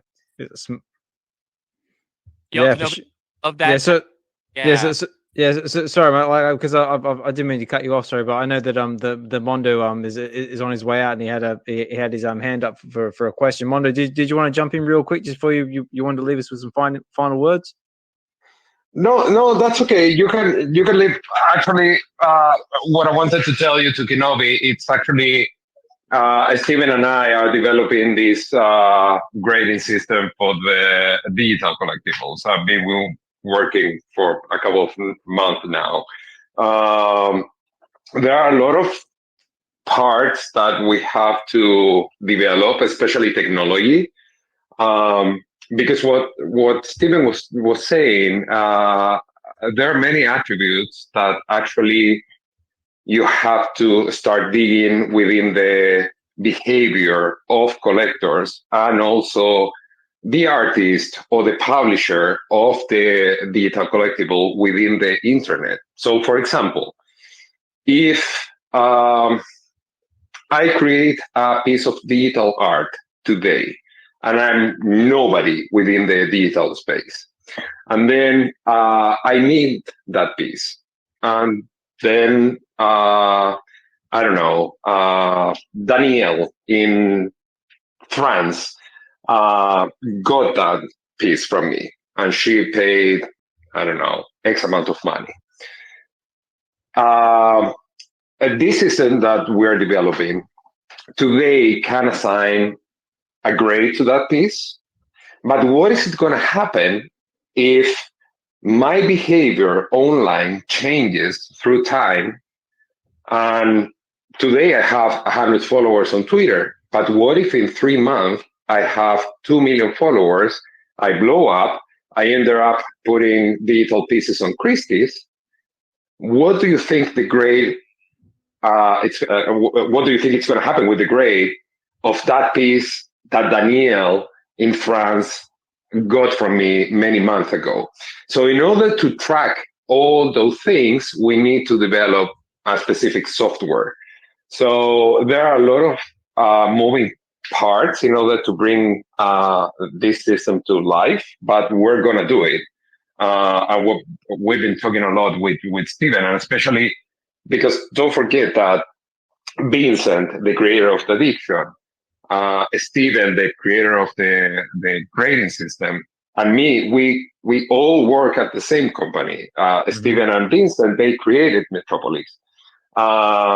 So every single day we're talking about all these things, and something that I told them, because before becoming the vice president of Metropolis, I was the chief marketing officer of the company.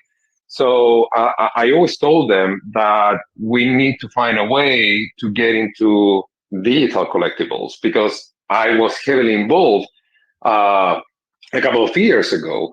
And I said, listen, that's the future, and we need to find a way to do it.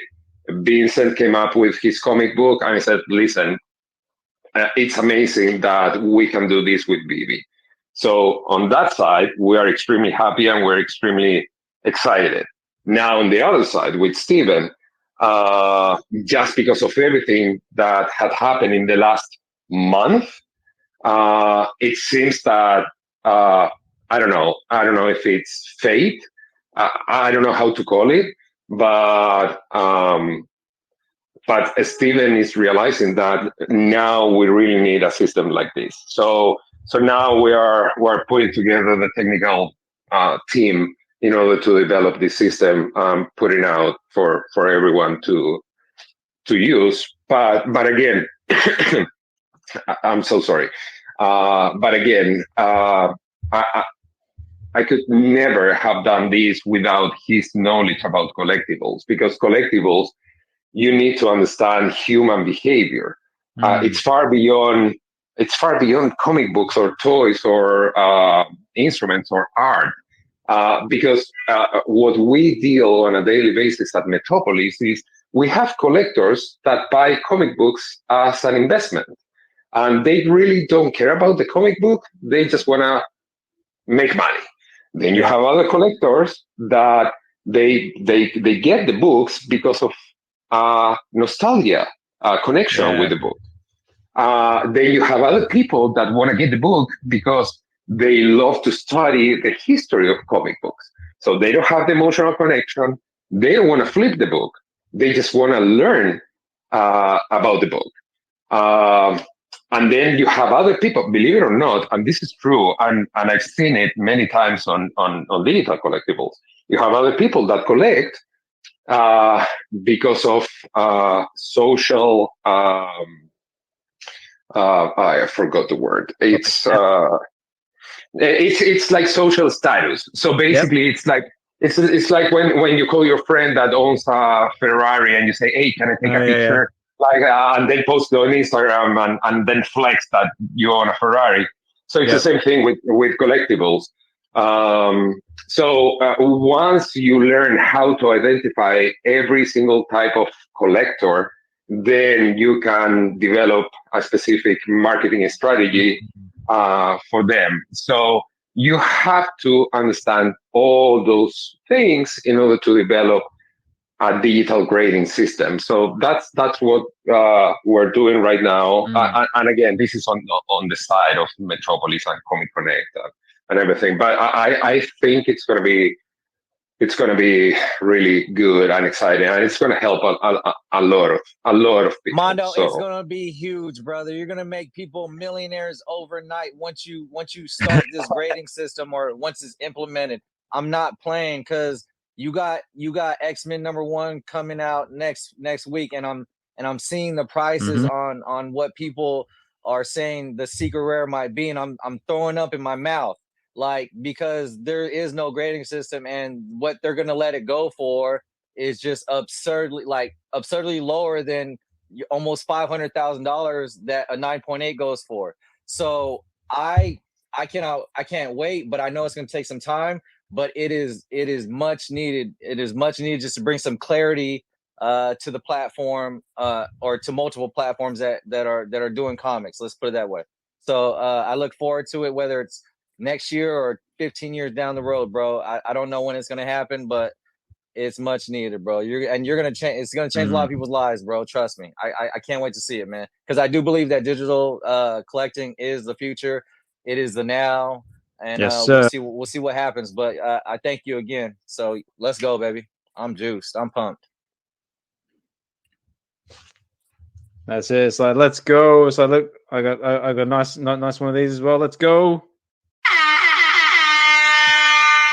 Yeah, loving it. Loving the energy.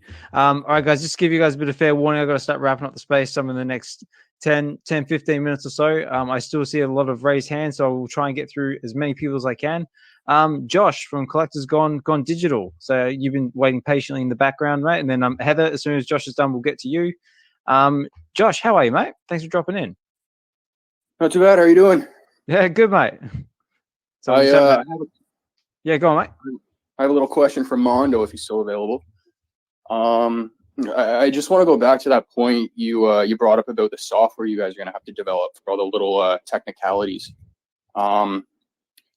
Would that software provide a solution to track like the collectible itself changing over time? Because I think you were talking a little bit about like the trading history or like the collectible changing hands, but what happens if somebody, I guess, picks up a collectible that has no utility or no use case, and then a certain amount of time elapses, and then that collectible gets introduced with some sort of use case, but it's already been graded? Does that mean, somebody will have to go back and get it regraded and then creates a whole, cycle again? Or would that software provide a solution for that? No. What I was saying before is, for example, so I'm going to give you an example with a physical comic book. So I slap, a Batman #1, and it's graded 6.5. So I bring it home, and then I leave it next to a window, and it's summer, curtains are open, and the sunlight screws up the cover of the Batman #1. Of course, the grade is going to change. I mean, it doesn't matter if it says 6.5 on the slab. Everyone, if I try to sell it, it's going to say this is not a 6.5. It's damaged. So, what should I do in that case? I have to send the book again to CGC and say, hey, this happened. I need you to regrade the book. So when it comes to what we are developing, every single change that applies to the digital collectible, it's going to update the grade. So if utilities added in the future, or the example that I gave that today I have 100 followers on Twitter, but then in 2 months I become a huge artist. Every single change within the history of the transaction of the digital collectible, utility, no utility, social talk, that's another thing. How many people are talking about the digital collectible? All those variables are going to be tracked by the software. And every single time it changes, the grade is going to change. So no, you don't have to submit again the collectible for grading. So no, it's going to be automatic. Okay, perfect. Thank you so much. You're welcome. No worries. Thank you, Josh, for that question. And Heather, so sorry to keep you waiting so very patiently. Oh, is Heather still there? Yes, sorry, give me 1 second, actually. Oh, yeah, no worries.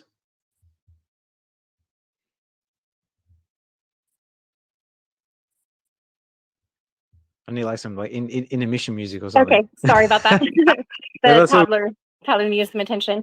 But yeah, so I wanted to come in and just really stress the significance behind how comic collecting has changed over the years. And especially with the adoption, of CGC grading, because, it's only less than 25 years old at this point. And, in the beginning, in the 1940s, like that was like the peak time, in which case, everyday people were consuming comics. But before the 60s, they weren't really thinking of it as a collecting standpoint, right? It was just a form of consumption for entertainment, and people didn't take care of them, right? Like some people did, but it was nothing to shove them into bags or back in boxes and things like that. And they just weren't, the mindset of preservation was not yet existing in comic book collecting. And even in the 60s, it was still like a very niche thing for there to be specialty comic book stores. And in those 1960s, 1970s, that's when Marvel started noticing people are collecting, people are interested in collecting. We want to start doing more direct sales with these specialty comic book stores.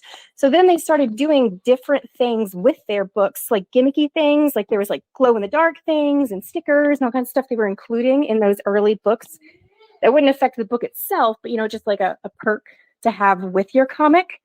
And that was starting to change too, where people were interested in starting to collect. That's also those 1960s, 1970s is when people started considering putting comics in poly bags and having cardboard backers and things like that to protect them. But the marketing towards comic book collecting changed dramatically our comic books in general. Even you guys know the comic book, The Dazzler, right? We've got Dazzler on the platform. Her creation was a multi-company collaboration between Marvel and I think it was Casablanca, where they wanted to create a multimedia superhero that she was going to be performing music. Like they wanted to do a movie, they wanted to do music for her. And she was specifically designed to be a marketed superhero. And it's like the Dazzler alone has like a massive history, because of that stuff. But then in the 90s is when it really became mainstream to really collect comic books. And it sounds like, in my opinion, we had, about 10-ish years of heavy comic book collecting Where then when people were selling them, secondarily between each other for collectors, that's when really the need arose for a grading system to exist, and then boom, Stephen in 2000, or 2001, created that CGC system. And now, as we're developing into more of a digital collecting, the fact that once again, we're adding perks and reasons for people to collect, right? Like our digital collectibles, what people really love and what really encourages people to collect as well is when there's utility involved, right? That's right. So we're encouraging comic collectors by providing additional, for lack of a better word, gimmicky things, just like Marvel did in the 1970s, to encourage more collecting. And also now, when we buy comics and we're like, oh, this is a first appearance, or this is the number one comic, we're immediately slabbing or, at least sleeving, and things like that. And it's totally changed in so many ways. And now with our digital stuff, I personally can't wait to hear his grading system concepts for the digitals, because yes, of course, we do have, mint numbers that we talk about. Yep. But I personally question if it'll involve blockchain receipt as far as like how many people did it get transferred to and those sort of things. Yeah. Conversely, I feel like the only other methodology behind grading digital comics would be the superiority of the digital aspects itself, right? The programs used, the polygons, how much software is behind the creation. But it's really exciting. And I personally loved so much that Stephen came in today because that is another large step in comic book collecting that totally changed the way we're collecting. Yeah, absolutely. I mean, I'm still in shock that that Stephen still is actually in this space chatting with us. To be honest, UnkleMeesh has got a question, and I think we're gonna have to start closing things up, guys, because it is coming up on 11 o'clock at night here in the UK, and I need to get some degree of sleep. Oh, for sure, man. Sorry, yeah. That's all good, mate. I just wanted to say that Mondo, man, it's great to hear from you, and Stephen. It's actually, I couldn't agree more with kind of that thought process of having a like a grading that is actually it breathes, it's ever like evolving at the same time. So it's not just set at one part. So having those variables attached to it, that's actually kind of exactly what I was thinking of talking to my friend that collects with me on VeVe.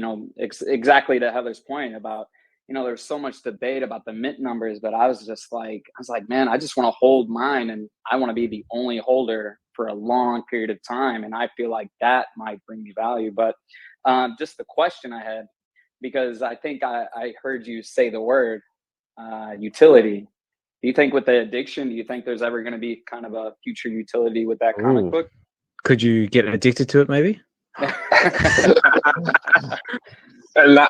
This is something that Vincent always says, that we are all addicted to something, and it's true. At some point, it can be food, it can be love, it can be many things. But so this is another thing that I was talking to him last night.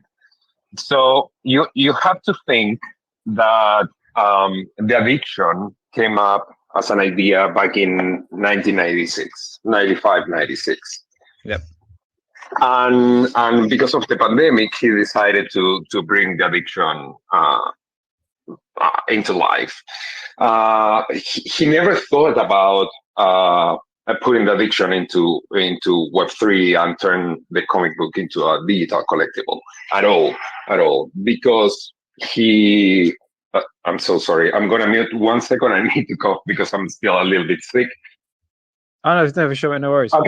Okay, I'm good now. You're good. So yeah, I know I'm good. So when Vincent met David Yu back in at San Diego Comic Con, and then he said, "Listen, we would love to do a partnership with Addiction," and Addiction became the first digital collectible within the VeVe ecosystem.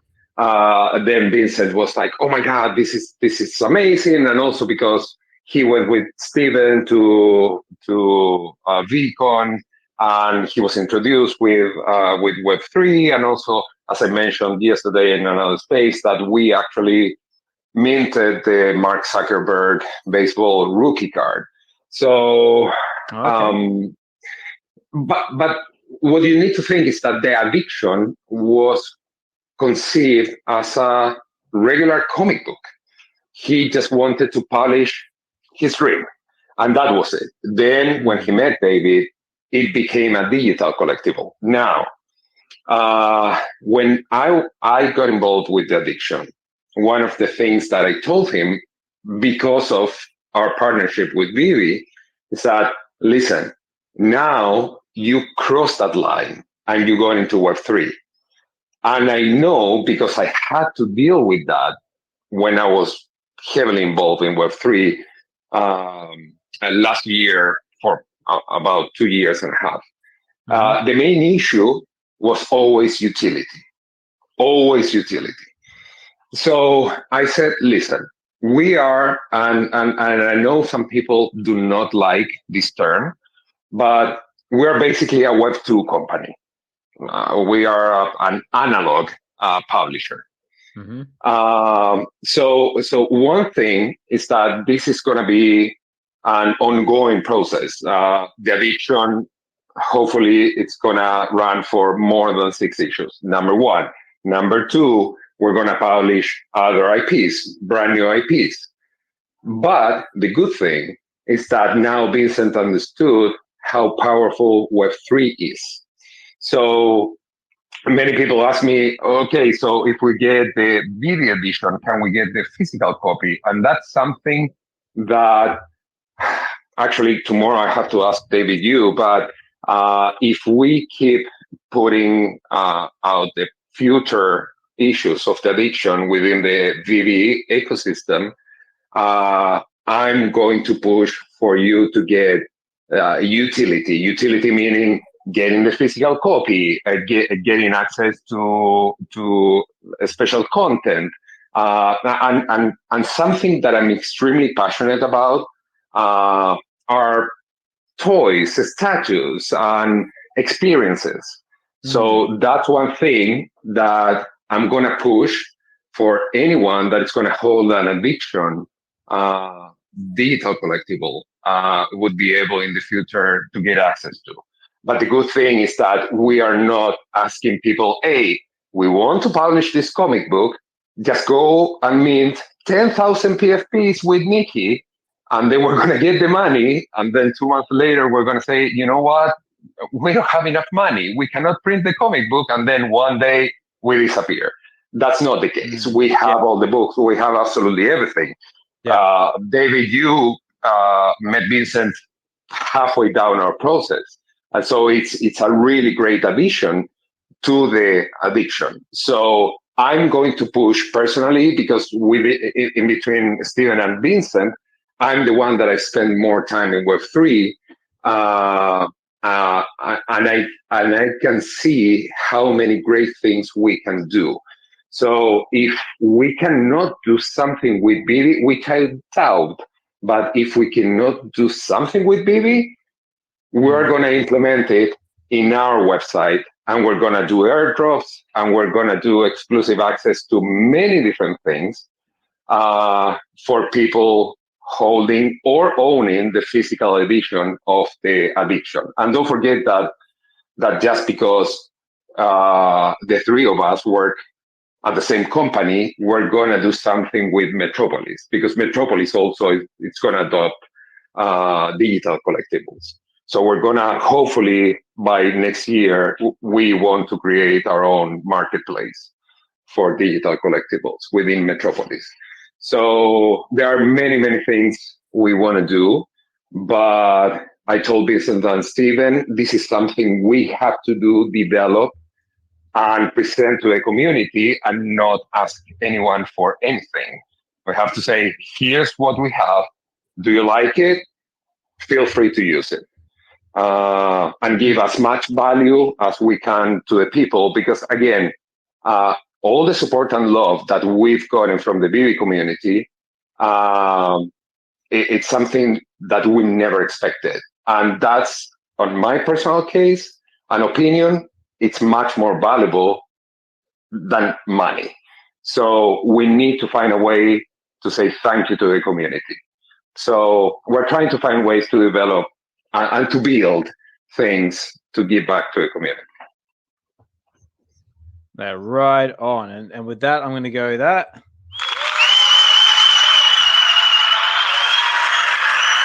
And a nice big air horn to go with it. That's exactly what it's all about. Like, you know, you do something for your customer like that, and they'll like stay loyal with you, like, you know, for the rest of their lives, basically. But I love it. I love the idea of utility. I love the idea of, like, you know, if I hold, like, you know, a physical or a digital, like, you know, I could like walk into that pizza place, like, and maybe get like 10% off my pizza or something like that, just purely for holding the physical or the digital comic or something like that, like, you know, and that is where the future is going. I mean, like, that's sort of like the direction that we're sort of taking. Yeah, sorry, Mondo. No. Well, that's extremely quickly, and then you can go to bed. So for anyone that is listening right now, if you ever come to New York City, please let me know and stop by to our office. We have a gallery with original comic book art. Just let me know. It's really fun. It's like wonderland to go there. So just let me know you're here in the city, and feel free to visit us. And Steven and Vincent, they're going to be there. So Metropolis, it's your home. So if you come to the city, please let me know. Absolutely. I'm going to be on the first plane in New York now. Fantastic. Oh, wow. All I can say is wow for this space. There's a lot to unpack. I mean, I'm going to have to go back and listen to the recording myself, because there's just so much knowledge, so much alpha, so much. Yeah, wow, just so much everything. I'm completely shocked by everything that's happened in this space, and that's what can happen. Like, sometimes we just, like, you know, get a few people in here. Sometimes we get a full house with all this amazing content in alpha. And I just want to say a big thank you to everybody who spoke tonight, or this morning or this evening, wherever you might be in the world.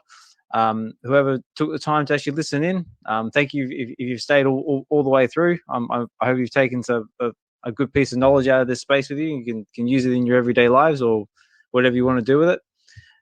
Yeah, big thank you to everyone who's been listening. Big thank you to everyone who spoke. Yeah, just big thank you to everybody, because it's you guys, the listeners and speakers who what make these spaces what they are. And so on that note, I'm going to start wrapping things up. Again, big thank you to Shadow for helping me co-host this space. Big thank you to Heather Heather and Corey for being part of the VeVe team, for Heather for speaking in the space. Like I said before, we love what you two have been doing. We love the shorts that Corey's been putting out, and the work you've been putting in. We do miss VeVe and Free. We do wish it would come back, but, you know, it's on to greater and better things. Mondo, thank you so much for taking the time to speak with us, and invite Steven into the space as well. That was just like next level, like wow.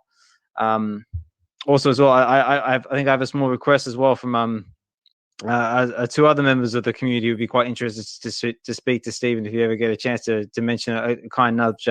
Chris Severs and Denise also goes by Mazer on X Space and Twitter. We'd be very, very, very eager to speak to him if you ever get the chance to drop a name nudge in there. But again, I'm going to start wrapping things up, because, like I said, it's coming up to 11 o'clock at night here, and I need some degree of sleep when you've got two small kids to deal with. But again, big thank you to everyone who spoke with us. Big thank you to everyone who's been listening. This has been VeVe Weekends, episode 9, brought to you by the VeVe Collective, which is basically the collectors group that I'm the president of, which I'm trying to be a little bit more open with about with now, because I was sort of a little bit shy about it, but now I'm trying to embrace it. Basically, if you're not familiar with who we are, the VeVe Collective is basically just a group of us collectors who just wanted to come together and just create a space where we could share our love of collecting and just have a nice big geek out. We primarily deal in VeVe, digital collectibles and comics, but we also branch out to other areas of the digital space, whether that be Cryptoys, McFarlane, Palm, anything that just helps prop up the overall space. We do have a Discord as well. If you're interested in wanting to get to know a bit more about us and what we do, shoot us a DM and we'll get you involved. Just quick shout out to our members and their individual projects. So we actually have a few of our members in the chat with us tonight. We have Collectors Gone Digital, who was formerly known as VeVe Investments, but he's done a big rebrand and got that awesome Black Panther looking profile picture now, looking very cool. And a big shout out to the Real Uncommon podcast with Hinano and D, always making amazing content, always fun roundtable discussions and live stream hangouts. Definitely give them a like, give them a follow, support. We also have, because I've got my nice little list here, we got My Collectables, K Collections, Evolve Collects, got Double Quill and Chris Severs with their individual blogs, and Chris with his blog for Go Collect. VeVe Arcade, who puts his show on every Sunday, and also does his Light Parade NFT collection. Really positive member of the space as well. Got Dr. Strange with All Things Strange with his Stack and Slack videos. Again, another good wealth of knowledge if you're looking to make informed decisions about comic book purchases. Three Biggest Bro has just started doing the bare minimum, which is his own little live streaming sessions he does from time to time. Shawnee Poo with Shawnee Poo Tube is just recently a new member. We do also have Informant and Mo with their I think it's Skin and Bones channel. I think I've got just about everybody. Oh, and also I always keep forgetting myself. A little shout out to myself. I also do my own little thing called Relax and Read, where I actually do live readings of the comic books that we have on VeVe. The last one I did was a Web of Spider-Man number 118, which was the first appearance of the Scarlet Spider. And you can find that on the VeVe Collective's YouTube channel, along with these the recordings from all of our Twitter Spaces, whether that be VeVe Weekends, where we are now, or VeVe Wednesdays, which we do on Wednesdays 8 till 10 at night Pacific Standard Time, or you've got these ones, which is about 12:30 till 2:30 Pacific Standard Time Sunday afternoons. So on that note, that's about enough rambling from me. Again, another big thank you from myself and to everybody who spoke with us, to everyone who's been listening. You can find the recording of this Spaces on the VeVe Collective's YouTube channel. Is there anybody who wants to leave us with any final words before I say goodbye? Just to give anyone a last chance. Make sure to follow Ozman. Make sure to follow Mondo for more awesome spaces like this. Absolutely. Say like, comment, subscribe, follow everybody. Let's try and promote. Let's try and prop everyone else up in the space and just enjoy this collecting journey together, and just help each other thrive in the space, because that's what it's all about. All right, guys. Well, I've been Osman Collect 63. I've been your host this evening. Have a good one, and enjoy the rest of your day or night or wherever you might be in the world. And I will talk more with you soon. All right. Take care, everybody. Have a good one. All right, bye.